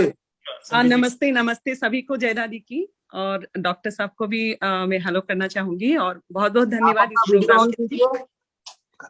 हाँ, मैं सोनी झुंझुनवाला बोल रही हूँ, मैं इनकी वाइफ बोल रही हूँ। ओके, बोलिए मैडम। हाँ, तो डॉक्टर जी नमस्ते। मैं पूछ रही थी, जैसे मेरे बहुत सारे कॉन्टेक्ट्स में हैं जो मेंटली बहुत डिप्रेशन में जा रहे हैं और बहुत डरे हुए से हैं सभी। तो एक तो आपने चाचा जी ने जो प्रस्ताव रखा हास्य का मिलन, लेकिन वो सभी नहीं अटेंड करना चाहते हैं, तो उनको और किस तरह से हेल्प किया जाए? जैसे हम लोग सब थोड़ा सत्संग करते हैं, फिर प्लस जूम में ये थोड़ा मेडिटेशन की बात करते हैं, लेकिन किस तरह से उनको हेल्प कर सकते हैं हम लोग? और देखिए, घर में वो लोग मतलब सब अलग अलग घर में है या एक साथ है, कैसे? नहीं, अलग अलग हैं सभी, जैसे कॉन्टेक्ट्स में है फ्रेंड्स लोग। देखिए, उसके लिए कुछ चीजें जो हम लोग कभी कभी करते हैं बीच में, अगर आसपास है, जैसे एक ही घर में है तो 3-4 आदमी या 2 आदमी भी है तो साथ में कैरम बोर्ड, ताश खेलना है। ताश को आप लोग नेग्लेक्ट मत कीजिए। मेरे ख्याल से ताश ऐसी चीज है कि 10-10 घंटे लोगों के गुजर जाते पता ही नहीं चलता है। तो ताश है, बोर्ड गेम है, चेस है, कैरम, ये हो गया जब अब 2-3 आदमी एक जगह हो। अलग अलग हो तो ये सब जो गेम है खासकर जैसे अंताक्षरी है, या आजकल बहुत सारे ऑनलाइन गेम है जिसको आप लॉग इन करके अलग अलग मोबाइल से आप यहाँ से अमेरिका में बैठे साथ में खेल सकते हो। क्विज है, बहुत सारे गेम्स है, तो वो सब गेम सही में बहुत हेल्पफुल होता है। अंताक्षरी खेल सकते हो, आप गाना गा सकते हो। जैसे हम लोग बीच बीच में खेलते रहते हैं, जैसे एक ग्रुप में आप एक क्लिप डाल देते हो, कौन सा गाना गेस करना है, या जो कौन गा के हाथों गेस करके गा के भी भेजना है, जो सबसे पहले जिसका आएगा वो फर्स्ट हो गया। आपको समझ में आ रहा है? आई थिंक मैं क्या बोलने की कोशिश कर रहा हूँ। हाँ हाँ, वैसे एंगेज रखना है उनको मेंटली एंगेज रखना है। हाँ, प्लस जैसे थोड़ा कोरोना के बाद फिजिकली वीक भी होते हैं तो हल्के फुल्के जो योगा वगैरह है ऑनलाइन जूम में कर सकते हो आप, या व्हाट्सएप अगर कम लोग है व्हाट्सएप में कर सकते हो, या जूम में बेस्ट है। आपको कोई फोन एंगेज नहीं रहता है, एक जूम का आईडी क्रिएट करना कोई मुश्किल नहीं है। आजकल आपके 4-5 साल के बच्चे कर, हम मुझे नहीं पता लेकिन मेरे बच्चों को सब पता है। तो जैसे टेक्निकल आप हेल्प लेके बहुत कुछ किया जा सकता है। उनको दिन में 5-7 घंटा तो आप ऐसे ही एंगेज कर सकते हो। और उनकी जिसकी जो हॉबीज है, जैसे किसी को अगर पेंटिंग की हॉबी है तो उनको पेन ब्रश दे दो, तो 10-20 घंटा ऐसे ही एंगेज हो जाएंगे। किसी को गाने का है तो आजकल ऑनलाइन ये अपना स्टार मेकर है, स्म्यूल है, गा सकते हैं। और जिसको आजकल तो सबसे अच्छा काम है कि आपको नया एक खाना, आप रसम कैसे बनता है देख लो यूट्यूब में, बनाने की कोशिश करो। 2-4 घंटे, 2 घंटा बनाने में लगाएंगे, 2-3 घंटा उसको साफ सफाई में चला जाएगा, है कि नहीं? तो कोई भी खाना पीना जो भी जिसको थोड़ा बहुत वो सब में आप एंगेज करेंगे तो टाइम चला जाएगा सीरियसली। और सबको एक ही बात बोलिए, मैं सबको बोलता हूँ कि जो आज टाइम है ये हमेशा नहीं रहेगा। तो ये 5 दिन हो, 10 दिन हो, महीना हो, 2 महीना हो, ये तो टाइम जाना ही है, पहले जैसा होना ही है, आज नहीं तो कल होना है। तो ये कुछ लोगों का ये कहना है कि अभी जैसा है हमेशा ऐसा ही रहेगा क्या, या मैं तो मर जाऊंगा, मैं नहीं रहूंगा। मर गए तो मर गए, मरे सभी मर ही रहे ना, उसको सोच सोच के पहले ही क्यों मरना है? तो जस्ट पॉजिटिव और टाइम को कैसे यूटिलाइज करे वही करना है। बाकी ज्यादा टेंशन बिल्कुल नहीं लेना है, एकदम भी नहीं लेना है। जी, बहुत बहुत धन्यवाद। बहुत अच्छे तरह से, मतलब अपने माइंड को एंगेज रखना है उन सबको, किसी तरह से भी, उनकी हॉबी हो या जो कुछ भी हो। जी, अपनी पुराने इतनी हिंदी फिल्में टीवी में, मैं नेटफ्लिक्स और प्राइम का बात भी नहीं कर रहा हूँ, यूट्यूब में इतनी आपकी पुरानी पुरानी पिक्चरें सब है। मैं कह रहा हूँ और अकेला नहीं, फैमिली के साथ बैठ के देखो, जी, टाइम कैसे जाएगा पता ही नहीं चलेगा। हाँ, फैमिली के साथ एंगेज होना बहुत जरूरी है, और उसके बाद फिर अपना कोई भी रूटीन एक योगा, सुबह शाम योगा कीजिए, गाना गाइए, खाना बनाइए, टाइम चला जाता। जी जी, सब बोल रहे हैं कि बस हम लोग डिप्रेशन में जा रहे हैं, कैसे क्या करें? अरे बहुत कुछ है ये सब करने के लिए। हाँ, जी, और एक ये बात है कि हाँ, दूसरी इम्पोर्टेंट बात ये है कि इस सब के बावजूद भी अगर किसी को लगता है कि नहीं अभी भी उनको मेंटली तनाव है, तो एक कोई भी डॉक्टर से कंसल्ट जरूर करके महीना 2 महीने का दवाई लेने से कोई प्रॉब्लम नहीं आएगा। किसी को लगता है मैं पागल हो गया हूँ क्योंकि दवाई लूँ, नहीं, सिर्फ पागल लोग को साइकेट्रिक का जरूरत नहीं पड़ती। किसी को मेंटली तनाव है कुछ है, ज्यादा है, तो डेफिनेटली कोई भी साइकेट्रिस्ट की आजकल ऑनलाइन सब फोन में कंसल्टेशन होता है, लेके महीना 2 महीना जब तक ये माहौल ठीक नहीं हो 2 महीने दवाई ले लो, क्या दिक्कत है, जी लेकिन डॉक्टर की सलाह जरूर ले। बिल्कुल, धन्यवाद, बहुत बहुत धन्यवाद। मैसूर से हमारे साथ जुड़े हुए हैं doctor S K. Mittal. Doctor S K. Mittal कुछ पूछना चाहते हैं मैसूर से। नमस्कार डॉक्टर साहब। हाँ प्रणाम सर, प्रणाम। आप हमारे काफी सीनियर डॉक्टर मतलब मेरे ख्याल से उम्मीद करता हूँ हमारे एलोपैथिक डॉक्टर ही है या जी नहीं, मैं डॉक्टर साहब मैं कानून का डॉक्टर हूँ, डॉक्टर ऑफ लॉ। मैंने किया है लॉ में, और आपका तो मैं पेशेंट हूँ। आपका पहले तो आपने इतनी सुंदर जानकारी दी है, धन्यवाद। मेरा ये था कि जो इंजेक्शन वैक्सीन हो रही हैं, क्या वो vaccine first dose second dose लगने के बाद में क्या ये ब्लैक व्हाइट येलो फंगस से कोई रिलीफ मिल रहा है? नंबर 2, क्या इसके लिए भी कोई वैक्सीन है या आने वाला है? नहीं, अभी तक जो मैं बताया, हमने स्लाइड में भी दिखाया था कि फंगस के लिए अभी तक कोई वैक्सीन नहीं है सर। हाँ, नहीं कोरोना में जैसे आपको बताता हूँ, वैक्सीन नॉर्मली कोई भी साइंटिस्ट या कोई भी कंट्री क्यों बनाता है, कब बनाता है, कोई भी बीमारी बहुत ज्यादा लोगों को फैलती है ना, तभी वो लोग वैक्सीन बनाने की सोचते हैं, क्योंकि वैक्सीन प्रिवेंशन के लिए होता है। अगर 1000 2000 कोई बीमारी का पेशेंट होगा, उनके लिए वैक्सीन जो बनाएंगे वो एक वैक्सीन करोड़ों की पड़ेगी, क्योंकि वो कॉस्ट और जो रिसर्च का जो उनको उतना फाइनेंशियली वायबल नहीं होता है। लेकिन हो सकता है अब क्योंकि म्यूकोरमाइकोसिस इतना ज्यादा फैला है तो वैक्सीन का दिमाग में आए, लेकिन अभी तक तो नहीं है। जी डॉक्टर साहब, वैक्सीन लेने से ये फंगस से इनडायरेक्टली डेफिनेटली बचाव हो रहा है, क्योंकि वैक्सीन अगर ले रहे हो आप, तो वैक्सीन लेने की वजह से जो परसेंटेज ऑफ केसेस है जिनको कोरोना इफेक्ट होने का, वो डेफिनेटली कम हुआ है। और अगर किसी को कोविड हुआ भी है वैक्सीन लेने के बाद, ऐसा नहीं है कि नहीं हुआ है, लेकिन देखा गया है कि उनका जो सीरियस होने का रेट्स है काफी कम हुआ है।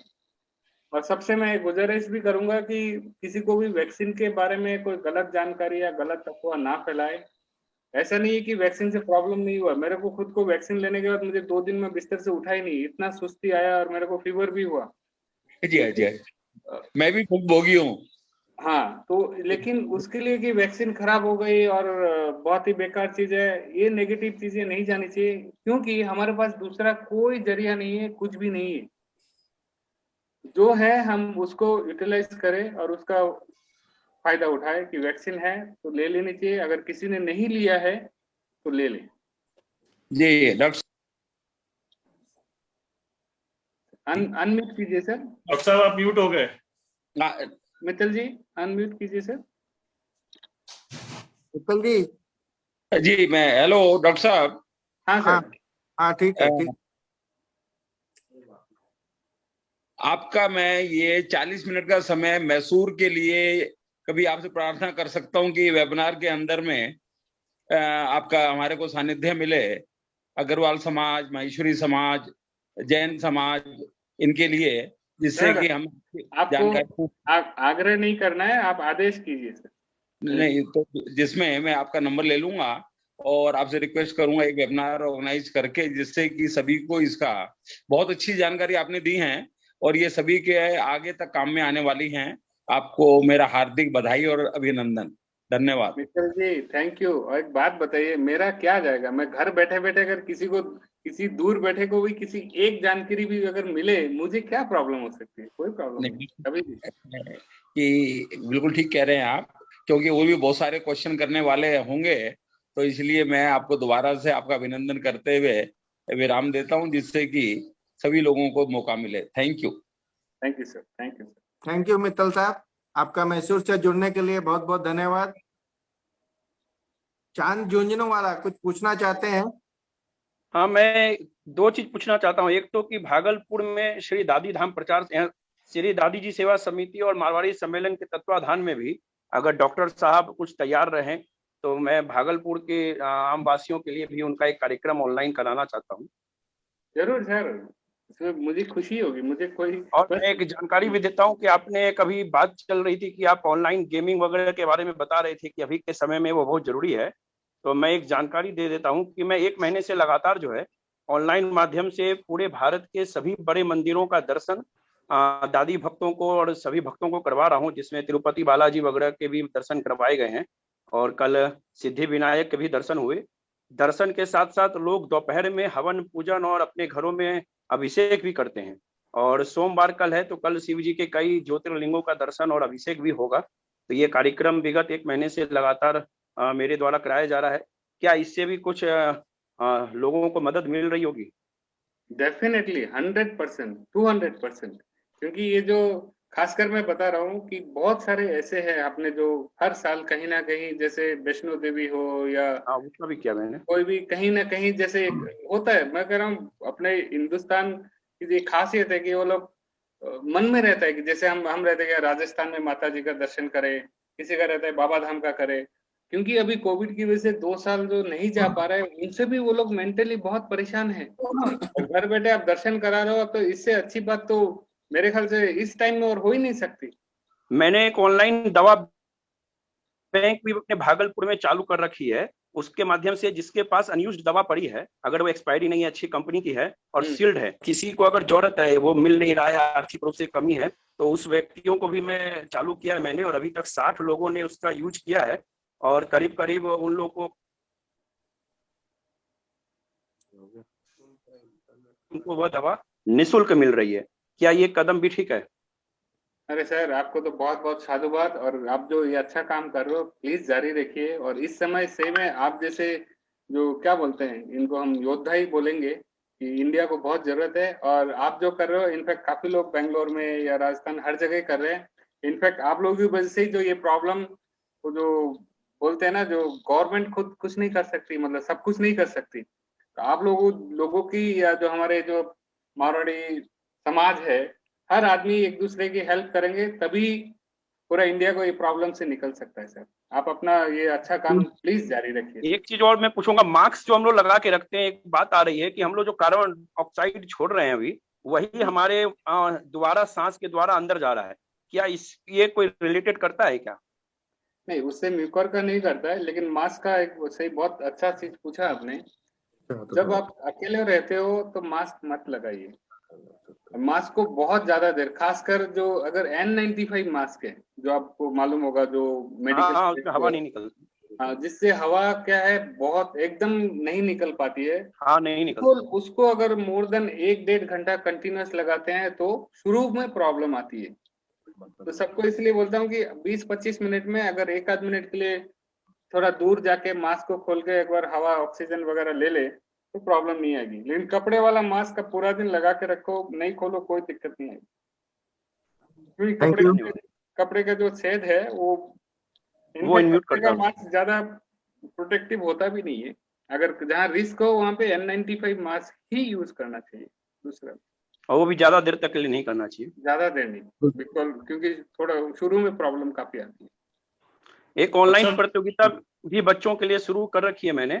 उसमें यह है कि जो बच्चे किसी भी प्रतिभा में भागी हैं, उम्र का कोई इसमें लिमिटेशन नहीं है और ना ही प्रतिभा का। तो मैंने पिछले साल भी इसको किया था और उसमें 500 बच्चे ने पूरे भारत से शामिल हुए थे। चित्रकला, लेख माध्यम से, पेंटिंग है, सिंगिंग है, और हमने अपने पर्सनल से उसको इनको जो पुरस्कृत हुए थे उनको पुरस्कृत भी किया था, जो विनिंग हुए थे। और आज भी इस बार भी चालू कर रखा है और अभी चालू है, 15 दिन से चालू है। और जो भी एंट्रीज आती है उसका प्रिंट आउट निकाल के विभिन्न प्रशिक्षकों को, टीचरों को दिया जाता है जांच करवाने के लिए। तो ये 2-3 कार्यक्रम चलाया जा रहा है। बहुत सुंदर, बहुत सुंदर, बहुत सुंदर। डॉक्टर साहब, धन्यवाद। एक कॉन्टेक्चुअल क्वेश्चन पूछना चाह रहा था कि जैसे आपकी स्पेशलिटी आईज है, तो अभी हम लोग जो इम्यूनिटी बढ़ाने की बात कर रहे हैं, तो आंखों के लिए हम लोग क्या विशेषकर क्या कर सकते हैं जिससे कि हमारी आंखों की इम्यूनिटी या आंखों का जो, अभी जैसे क्या हम लोग बाहर नहीं निकल पा रहे हैं, तो घर बैठे बैठे ऐसा हम लोग क्या क्या कर सकते हैं जिसकी वजह से हमारी आंखों को भी जो है। देखिए, बहुत बढ़िया सवाल पूछा है सर आपने बजोरिया जी। इसमें जो क्या कर सकते हैं वो तो बात की बात है, क्या नहीं करना है वो सबसे इम्पोर्टेंट है। एक तो टीवी और मोबाइल को आप अपना कम कर दो जी, उससे आपका जो 90% प्रॉब्लम वही कम हो जाएगी। दूसरा है, अगर घर के बाहर जैसे आपका हरियाली सी है, जैसे घर के बाहर बैठिए, अब घंटे भर हरियाली या बाहर जो खुला आसमान के नीचे बैठिए, उससे भी आपका आंख और बॉडी की इम्यूनिटी बढ़नी है और मेंटली आपको बहुत बेटर फील होगा। आप सोच के देखिए करके, अगर रोज कोई ना कोई घर में, अगर घर के बाहर नहीं तो घर के ऊपर छत तो जरूर है, आप घर के छत में सुबह शाम 1 घंटा ऐसे ही बैठ जाओ, कुछ मत करो। या फिर बेस्ट है कि आपको मोबाइल में या रेडियो में गाना लगा दो अपने पुराने मुकेश या लता के, जो भी। मैं कह रहा हूँ आपको देखना कि लगेगा दुनिया में तकलीफ ही नहीं है। तो आंख के लिए बाकी जो रूटीन, खाना पीना, एक्सरसाइज, आंख के लिए अलग से और कुछ करने की जरूरत नहीं है। बॉडी ठीक रहेगी, आंख अपने आप ठीक रहेगी। मनीष गरोड़िया कुछ पूछना चाहते हैं फिर से? हाँ, थैंक यू सो मच, धन्यवाद बहुत बहुत ये मौका देने के लिए। और डॉक्टर साहब की बात सुन के काफी कुछ हमें अनुभव हुआ कि हाँ, काफी आप कुछ पूछना चाहते हैं डॉक्टर साहब से? हाँ जी, मैं आ रहा हूँ। हाँ। तो ये मास्क के बारे में डॉक्टर साहब बता रहे थे कि कपड़ा का मास्क है जो पूरा दिन पहन सकते हैं। तो ये कपड़ा का मास्क मतलब जैसे कुछ लोग N95 मास्क या और दूसरे W95 मास्क को चाहते हैं जो पहन के वॉकिंग भी करते हैं या जॉगिंग भी कर लेते हैं देखते हुए। तो ये इस टाइप का जो वर्कआउट और थोड़ा सा ज्यादा एक्सर्शन करते हैं बॉडी पे, ये मास्क लगे, बिकॉज उस वक्त हम लोगों को सांस लेने की ज्यादा जरूरत पड़ती है सीढ़ी चढ़ते वक्त वगैरह। तो उस समय हम लोग मास्क वॉकिंग करने टाइम करना चाहिए, नहीं करना चाहिए, क्या सही उपाय? नहीं, वही डिस्कशन काफी हो रहा था उस बारे में। अगर वॉकिंग जॉगिंग के टाइम में आप नॉर्मल मास्क लगाए, N95 मास्क से वॉकिंग वगैरह नहीं करना चाहिए। जी जी। क्योंकि उसमें क्या है, ऑक्सीजन जो है एकदम भी नहीं जाता है अंदर, या क्योंकि उस समय जब वॉकिंग जॉगिंग करते हैं अपने को बॉडी में ऑक्सीजन की ज्यादा जरूरत पड़ती है। तो उससे क्या, आप थोड़े 10 मिनट में आपकी हालत ऐसी हो जाएगी कि आपने 1 घंटा वर्कआउट कर लिया है। तो या तो अगर खाली जगह कोई नहीं है तब मास्क मत पहनो, अगर ओपन स्पेस है, कोई नहीं, आप अकेले हो, बिना मास्क के कीजिए, या मास्क रखिए, लेकिन अगर कोई दिखता है भाई भीड़ आ रही है, कोई है, तब आप लगा लो, जब नहीं है उसको हटा दो। तो मास्क या अगर कपड़ा है तो आप कपड़ा लगा के कर सकते हो, उसमें कोई ज्यादा दिक्कत नहीं। राइट सर, जी सर। और एक और क्षमा कीजिएगा, एक आखिरी बात मैं पूछ के अपना बंद करूंगा कि ये कोई अगर कोरोना पॉजिटिव हो गया है, वो 15 दिन बाद नेगेटिव हो जाता है, फिर से नॉर्मल हो जाता है, रिकवर करता है, उसके कितने दिन बाद वैक्सीन ले सकते हैं अगर उन्होंने वैक्सीन नहीं लिया है? अभी पहले सर्कुलर आया था गवर्नमेंट से 1 महीने का, अभी 3 महीना बोल रहे हैं। Okay sir, thank you sir. महीना बाद ही वैक्सीन ले तो अच्छा है। Thank you. Tekriwal ji, Shiv Kumar ji Tekriwal. Hello. हाँ सर। डॉक्टर साहब नमस्कार। एक अभी जो क्वेश्चन पूछे उस टाइप का ही क्वेश्चन है, ये भैया आप म्यूट हो गए, अनम्यूट कीजिए सर। अनम्यूट है, उनका 2-2 चल रहा है। हेलो। हाँ जी। कोविशील्ड की जो वैक्सीन है, हाँ, उसमें सरकार ने कंफ्यूजन डाल दिया है। पहले वो उन्हें 28 दिन का बोला था, फिर वो अब बढ़ाते बढ़ाते 84 दिन तक आ गए। हाँ, इस चक्कर क्या है, क्या सही है, इसका टाइम सही क्या होना बता रहा हूँ। पहली बात तो सबको ये बताता हूँ कि ये मत, कल भी ये बात हो रही थी कि गवर्नमेंट का वैक्सीन नहीं है इसलिए उन्होंने गैप बढ़ाते जा रहे हैं, ठीक है ना। ऐसी बात बिल्कुल नहीं है, क्योंकि अगर गैप बढ़ाना होता तो फिर कोवैक्सीन में भी बढ़ा देते ना, कोवैक्सीन में नहीं बढ़ाया है। तो गैप जो बढ़ा है कोविशील्ड का, देखा गया कि जो वैक्सीन देने का जो एंटीबॉडी रिस्पॉन्स है वो इतना ज्यादा अच्छा है कि वो 3 महीने तक मतलब बढ़ ही रहा है, एक स्टेबल जो जितना जो होना चाहिए वो 3 महीने तक रह रहा है। और सेकेंड डोज की उसके बाद ही जरूरत है, तो उसके पहले लेंगे तो फायदा से तो ज्यादा करेगा नहीं, शायद नुकसान भी कर सके। और कोवैक्सीन का क्योंकि देखा गया वो 24 दिन 30 दिन के बाद ही, इसलिए हालांकि कोवैक्सीन का जो अवेलेबिलिटी भी थोड़ा गड़बड़ है, इसके बावजूद भी उनमें गैप नहीं बढ़ा है। तो इसीलिए गवर्नमेंट पे डाउट मत कीजिए कि, तो अगर गवर्नमेंट बोल दिए 3 महीने बाद लेना है तो 3 महीने बाद ही लीजिए। कारण वही है कि एंटीबॉडी रेस्पॉन्स के हिसाब से ही गैपिंग तय होती है, उसका रेस्पॉन्स और ये हम लोगों ने डॉक्टर साहब हम लोग 45 दिन के बाद ले लिए थे। हम 15 मार्च को पहला लिए थे, 30 अप्रैल को दूसरा ले लिए थे। नहीं, मेरा भी वैसा ही हुआ है। मैं भी जब शुरू में लिया, हमको तो 1 महीना, हम तो कितना 40 दिन बाद ही लगाए। तो इसका खैर टेंशन मत लीजिए कि लेकिन हो सकता है कि जो दूसरी जो बूस्टर डोज है वो शायद थोड़ा पहले लगाना पड़े, प्रोबेबली वो टाइम ही बताएगा, क्योंकि बीमारी और ये वैक्सीन इतनी नई है कि हर दिन डॉक्टरों को, साइंटिस्टों को हर दिन नई नई चीजें पता चल रही। तो इसीलिए बहुत बड़ा चैलेंज है। बता रहा ना, ये वर्ल्ड वॉर से भी ज्यादा खतरनाक सिचुएशन है और सब लोग मिलके ही इससे जीत सकते हैं। सही है। इसी कॉन्टेक्स्ट में एक आगे एक बात पूछनी थी, जैसे जो गवर्नमेंट ने कोविड रिकवर्ड पेशेंट्स को 3 महीने के लिए कह दिया कि आप 3 महीने बाद ले सकते हैं, लेकिन जैसे अभी हम लोगों ने देखा कि हम लोगों ने जो प्लाज्मा डोनेशन ड्राइव किए उसमें बहुत सारे डोनर्स जो वहां पहुंचे उनकी एंटीबॉडी कम होने की वजह से वो प्लाज्मा डोनेट नहीं कर पाए। तो नाउ द क्वेश्चन अराइजेस कि जो कई पेशेंट्स ऐसे हैं जिनकी एंटीबॉडीज बहुत ज्यादा हैं और कई जो माइनर सिम्टम्स की वजह से पॉजिटिव हो गए थे उनकी एंटीबॉडीज बहुत कम बनी है, लेकिन हमने सबको एक ही ब्रैकेट में 3 महीने के रख दिया। तो इज इट ओके? नहीं, ये एक्चुअली आपका क्वेश्चन बहुत सही है। It's not okay actually.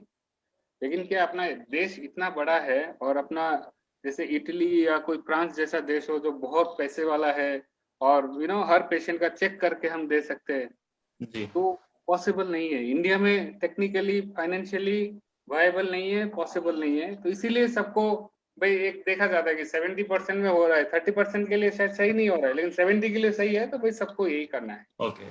तो बाकी जो जिनके माइनर सिम्टम्स हैं उनको थोड़ा सा फिर वही सेफ रहना पड़ेगा और कुछ नहीं कर सकते। नहीं, आपको और एक चीज बता देता हूँ, अमेरिका वाला मेंटेलिटी अपने इंडिया में नहीं रख सकते। अब अमेरिका में मैं कल देख रहा था, अभी इनफैक्ट यूके में कल फुटबॉल मैच हो रहा था फाइनल, तो उसमें पूरा स्टेडियम भरा हुआ था, एक आदमी मास्क नहीं लगा हुआ है। लेकिन इंडिया में ऐसा मेरे ख्याल से करना बहुत बड़ा डिजास्टर हो जाएगा। तो इसलिए वैक्सीन लगे नहीं लगे, जो अपना बेसिक जो फंडा है, हाथ धोना, मास्क और डिस्टेंस थोड़ा जो मेंटेन है वो रखेंगे तभी सही रहेगा, नहीं तो मालूम है कि क्या हो रहा है। जी भैया, प्रदीप भैया, संजय भैया, सुजीत जी खगड़िया से।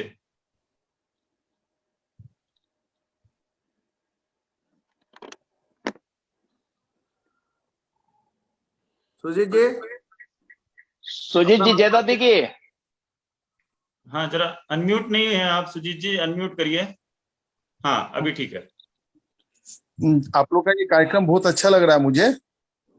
मैं चाहता हूँ कि डॉक्टर साहब कुछ हमारे खगड़िया समाज के लिए कुछ समय दें। मेरा ये गुजारिश था, है ना, कुछ समय हमारे समाज के लिए भी दे। खगड़िया में भी हम लोग इस तरह का एक मीटिंग का आयोजन करें, दादी भक्त मंडल समिति के द्वारा, बंगलोर के थ्रू। और डॉक्टर साहब से मैं सवाल ये पूछना चाहता हूँ, 2 वैक्सीन लगाने के बाद भी लोग कोरोना पॉजिटिव क्यों हो रहे हैं? हाँ, ये सवाल सही है आपका। देखिए, कोई भी वैक्सीन, शायद कुछ पुराने पोलियो को छोड़ के, या पोलियो में भी शुरू में था, कोई भी वैक्सीन 100% परफेक्ट नहीं होता है। और खासकर कोरोना में अभी तक, क्योंकि ये तो नई बनी है, इसमें हर साल थोड़ा फाइन ट्यूनिंग वगैरह होगा तब जाके एग्जैक्ट। और मेन वायरस क्या होता है, वायरस अपना खुद का रूप भी बदलता है, जिसको हम अंग्रेजी में म्यूटेशन बोलते हैं। तो जो वैक्सीन लगती है और जो वायरस होता है वो सेम नहीं भी हो सकती है। तो 100% ये एक तरह का वैक्सीन एक्चुअली, जस्ट कल एग्जांपल वही दे रहा था मैं, कि गाड़ी में जब बैठते हैं ना हम, सीट बेल्ट लगाते हैं ना, तो ये सीट बेल्ट की तरह है। सीट बेल्ट होगा तो आपको जो अगर एक्सीडेंट होगा तो शायद आपको जो मरने की चांस या सीरियस इंजरी की चांस बहुत कम हो जाती है, लेकिन सीट बेल्ट लगाएंगे तो आपको कुछ होगा ही नहीं, ऐसा नहीं है। तो सीट बेल्ट है, उसको आप लगाने के बाद भी गाड़ी आपको सावधानी से चलानी पड़ेगी, नहीं तो प्रॉब्लम आ सकती है। और सर, हम लोग को भी समय दिया जाए, आपका एक मीटिंग हम लोग भी जूम के माध्यम से करवाएं, यहाँ के लोग को लाभान्वित कर सकें। सर आदेश कीजिए सर, आप हुकुम। ठीक है, आप जब जो बोलेंगे तो मैं डेट फाइनल कर दूंगा, है ना। अभी वेडनेसडे, मंगलवार तक तो बिजी हूँ, उसके बाद आप कभी भी बोलो सर, कोई दिक्कत नहीं। और तो मैं नंबर ले लीजिए। किसी से भी नंबर मिल जाएगा। ठीक है, thank you sir. Thank you sir. Sushil ji Saini, Marwari Yuva Manch के सचिव भी हैं सचिव जी। सुशील जी सैनी। डॉक्टर साहब, मेरा एक सवाल था जिसका नमस्कार आंसर सुशील जी। तो मिल गया है कि टेकरी वाले अंकल ने पूछ लिया था, और उसी से संबंधित एक सवाल ये है कि कोविशील्ड और कोवैक्सीन कौन सा लगाना चाहिए, इसके बारे में कुछ सजेशन देखिए, करें। मैं ये बहुत सवाल थोड़ा सा टेक्निकल है। पहली बात तो जो वैक्सीन अवेलेबल है लगा लीजिए, ठीक है। नंबर 1, दोनों अच्छी है। हमारे मोदी जी कोवैक्सीन ही लगाए थे, ठीक है। लेकिन अगर इंटरनेशनल ट्रेवल के हिसाब से इमीडिएट अगर देखेंगे तो कोविशील्ड लगाना चाहिए। उसका कारण क्या है, कोविशील्ड को WHO ने एक मान्यता दे दी है। कोवैक्सीन को अभी तक वो लोग लड़ रहे हैं, वो आपस में उनका अभी तक ये इंटरनेशनल बिजनेस का मामला है। तो कोवैक्सीन को अभी तक WHO ने एक प्रॉपर वो नहीं दिया है। कारण ये बोला कि पहले बताया कि 3rd फेज का ट्रायल वगैरह नहीं हुआ बोल के, लेकिन अब सब कुछ हो चुका है, मिल जाएगी कुछ दिनों में ही। लेकिन एट प्रेजेंट अगर इमीडिएट अगर किसी को फॉरेन घूमना है, कुछ होना है, तो कोविशील्ड बेटर है। Okay, thank you. Rajesh ji Soni. हाँ, राजेश जी सोनी कुछ पूछना चाहते हैं। राजेश जी आप अनम्यूट करिए राजेश जी। अनम्यूट वो अपने आप करेंगे, मेरे यहाँ से हो हाँ, चुका है। हो गया हो गया। हेलो, हाँ सर। डॉक्टर साहब नमस्ते। नमस्ते राजेश जी। मैं बोल रहा हूँ जो आंखों के लिए जो ये पानी है वो कैसा रहे, आंखों का के लिए फिटकरी का पानी रहता नहीं, डालने से सही रहता है, ये रहता है उसकी आंखों के लिए फिटकरी का नहीं, उसका पानी आंखों की फिटकरी का पानी है, आंखों में डालते हैं, वो क्या ऐसे रहता है? नहीं, मैं ये जो फिटकरी वगैरह कुछ भी, फिटकरी गुलाब जल वगैरह कुछ भी आंखों में मत डालिए सर प्लीज। अच्छा कुछ नहीं, भी कई लोग पुराने लोग बोलते हैं कि आंखों में फिटकरी का पानी डालने से आंख साफ हो जाती है। फिटकरी से प्रॉब्लम हो नहीं हो, जो पानी है वो कैसा है उससे भी प्रॉब्लम हो सकती है। इनफैक्ट अभी लास्ट 3 दिन पहले एक आदमी वो फिटकरी का पानी डाल के आए थे, तो आंख का पूरा जो ऊपर का कॉर्निया का लेयर है वो पूरा टूट गया, वो आंख खुलने में 3 दिन लग गई। तो आंख में अगर कोई जरूरत नहीं है तो बिना मतलब क्यों डालना है, कुछ मत डालिए। नहीं, आंखों में पानी आता है नहीं, उसके लिए पूछ रहा हूँ मैं, जैसे आंखों में ज्यादा पानी आता है उसके लिए नजदीकी किसी आई डॉक्टर को दिखा के एक ड्रॉप लिखवा लीजिए या फोन में लिखवा लीजिए, तो एटलीस्ट फिटकरी वगैरह या गुलाब जल मत डालिए। कोई जो दवाई, जो पैक दवाई खुली भी नहीं हो, पैक जो कोई दवाई डालिए जो कि कंपनियों में बहुत स्टेराइल, जिससे इन्फेक्शन वगैरह ना हो वैसे बना, तो ओके सर, वो डालिए। Okay sir. कुछ भी मत डालिए। कोई बोलता है दूध डालते हैं, शहद डालते हैं, मत डालिए।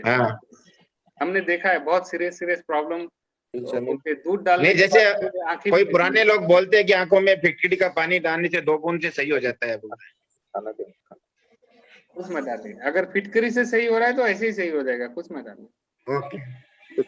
जैसे ये सुबह सुबह अपना कहते हैं लार भी लगाने से आंखों में काफी फायदा है। Is there any?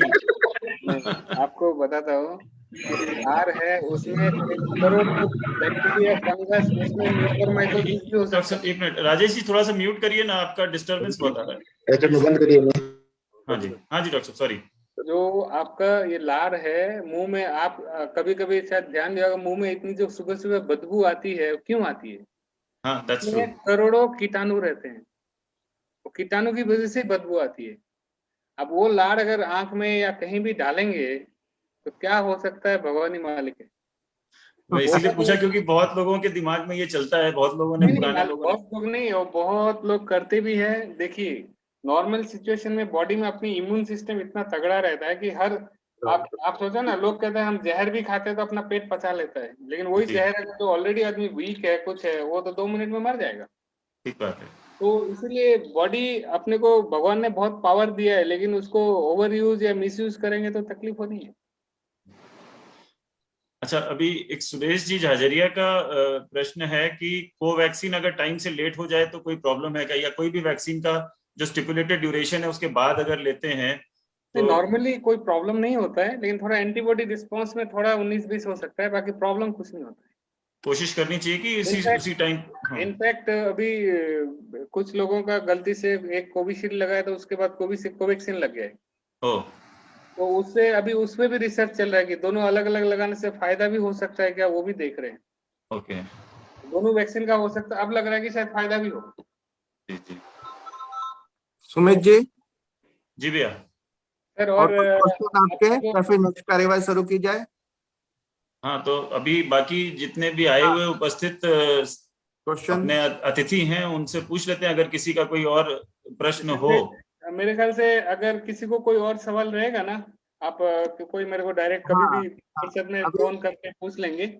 और मेरे ख्याल से अभी मैं डॉक्टर साहब का सम्मान करने के लिए शिव कुमार जी टिकरीवाल जी को आमंत्रित कर रहा हूँ। अरे सम्मान की कोई जरूरत नहीं है, ये मेरा अपना घर में कोई सम्मान नहीं होता है। नहीं प्लीज, मैं कह रहा हूँ अपने घर में कोई डॉक्टर साहब, तो हमारा बहुत बड़ा सौभाग्य है, ये तो हमारा बहुत बड़ा सौभाग्य है। आपका सम्मान ही है कि आपने मुझे इस लायक समझा, यहाँ बुलाया, इससे बड़ा सम्मान क्या हो सकता है? आशीर्वाद है दादी जी का आशीर्वाद है। मेरा दुर्भाग्य है कि मैं लाइव सम्मान नहीं कर पा रहा हूँ, वर्चुअली करना पड़ रहा है, और मैं कल इसको आपके घर तक पहुंचाने की कोई भी व्यवस्था करूंगा। और मैंने जो आभार का जो लेटर हम लोगों की संस्था ने बनवाया है वो पढ़ करके सुनाता हूँ। ईश्वर का मनुष्य को सबसे सुंदर उपहार है आंखें, जिससे हम उसकी रचना देख सकते हैं। आज इसी उपहार पर प्रहार कर रहे हैं ब्लैक फंगस और व्हाइट फंगस। आज अपने नाम को चरितार्थ करते हुए डॉक्टर प्रकाश ने अपने ज्ञान के भंडार से हम सबको अपनी आंखों को ऐसी बीमारियों से बचाने के उपायों को जूम ऐप के माध्यम से परिचित कराया है। हम सब उनका हृदय से आभार व्यक्त करते हैं। सादर धन्यवाद डॉक्टर प्रकाश जैन। बहुत बहुत धन्यवाद। अभी मैं सुशील जी सैनी तो आप सुशील भैया जी मेरा अनम्यूट हो गया है। मैं धन्यवाद देना चाहूंगा डॉक्टर साहब को, जिन्होंने कि इतनी बहुत और सटीक हमको जानकारी प्रदान की है और बहुत चीजों से अवगत करा है, जिसमें मास्क के बारे में बताया आपने, घर में साफ सफाई के बारे में बताया आपने, इस बीमारी से कैसे बचने के उपाय बताए। इन सब के लिए मैं आपको बहुत बहुत धन्यवाद देना चाहूंगा। और धन्यवाद देना चाहूंगा अपने भारतवर्ष से जुड़े हुए सभी श्रोताओं का, जिन्होंने आपकी बातें, आपसे सवाल क्वेश्चन आंसर किए और आपने बहुत सटीक से जवाब दिया। धन्यवाद डॉक्टर साहब, अगेन धन्यवाद। Thank you sir. अब मैं प्रकाश जी चौधरी से अनुरोध करूंगा। प्रकाश जी चौधरी की आवाज आ रही है मेरी? हाँ आवाज आ रही है, वीडियो नहीं आ रहा। वीडियो बंद हो गया। ठीक है। प्रकाश चौधरी समिति की तरफ से नेत्र विशेषज्ञ डॉक्टर प्रकाश जैन का हृदय से आभार प्रकट करता है। साहब ने जितने अच्छे से फंगस के बारे में समझाया वो हम सब इसके बारे में जानते हुए भी अवगत नहीं थे कि ये इतना खतरनाक है। हम सबको अपने चारों तरफ साफ सफाई का ध्यान, घर में खाने पीने का सामान, पहनने का सामान, सबका ध्यान रखना है। हम अभी तक इसे फंगस के नाम से नहीं जानते थे। हम कहते थे कि बूफान आ गई है चीज के ऊपर में, इसको हटा काम में ले लो, मगर वो वास्तव में फंगस है। एक बार फिर से डॉक्टर साहब का आभार प्रकट करते हुए जूम से जुड़े सभी गणमान्य व्यक्तियों, बंधुओं, सदस्यों, माताओं, सबका अभिनंदन और आभार प्रकट करता हूं, इसी आशा के साथ कि भविष्य में आगे भी सबका सहयोग इसी तरह मिलता रहेगा। धन्यवाद डॉक्टर साहब। जय दादी की। जय दादी। बहुत धन्यवाद प्रकाश जी। हाँ, प्रिंस जी को बहुत बहुत साधुवाद कि उन्होंने शुरुआत में जो भजन गाया वो इतना मंत्र मुग्ध करने वाला था। बहुत अच्छा लगा Prince ji, thank you. Thank you, बहुत बहुत धन्यवाद डॉक्टर साहब। आपका एक बात आपसे बोलनी थी, जो कि आज सब कोई घबरा रहे हैं इस बात से लेकर के, तो उसके लिए सिर्फ एक लाइन है, मन के हारे हार, मन के जीते जीत। हमको मन से नहीं हारना है, हमको मन से जीतना है।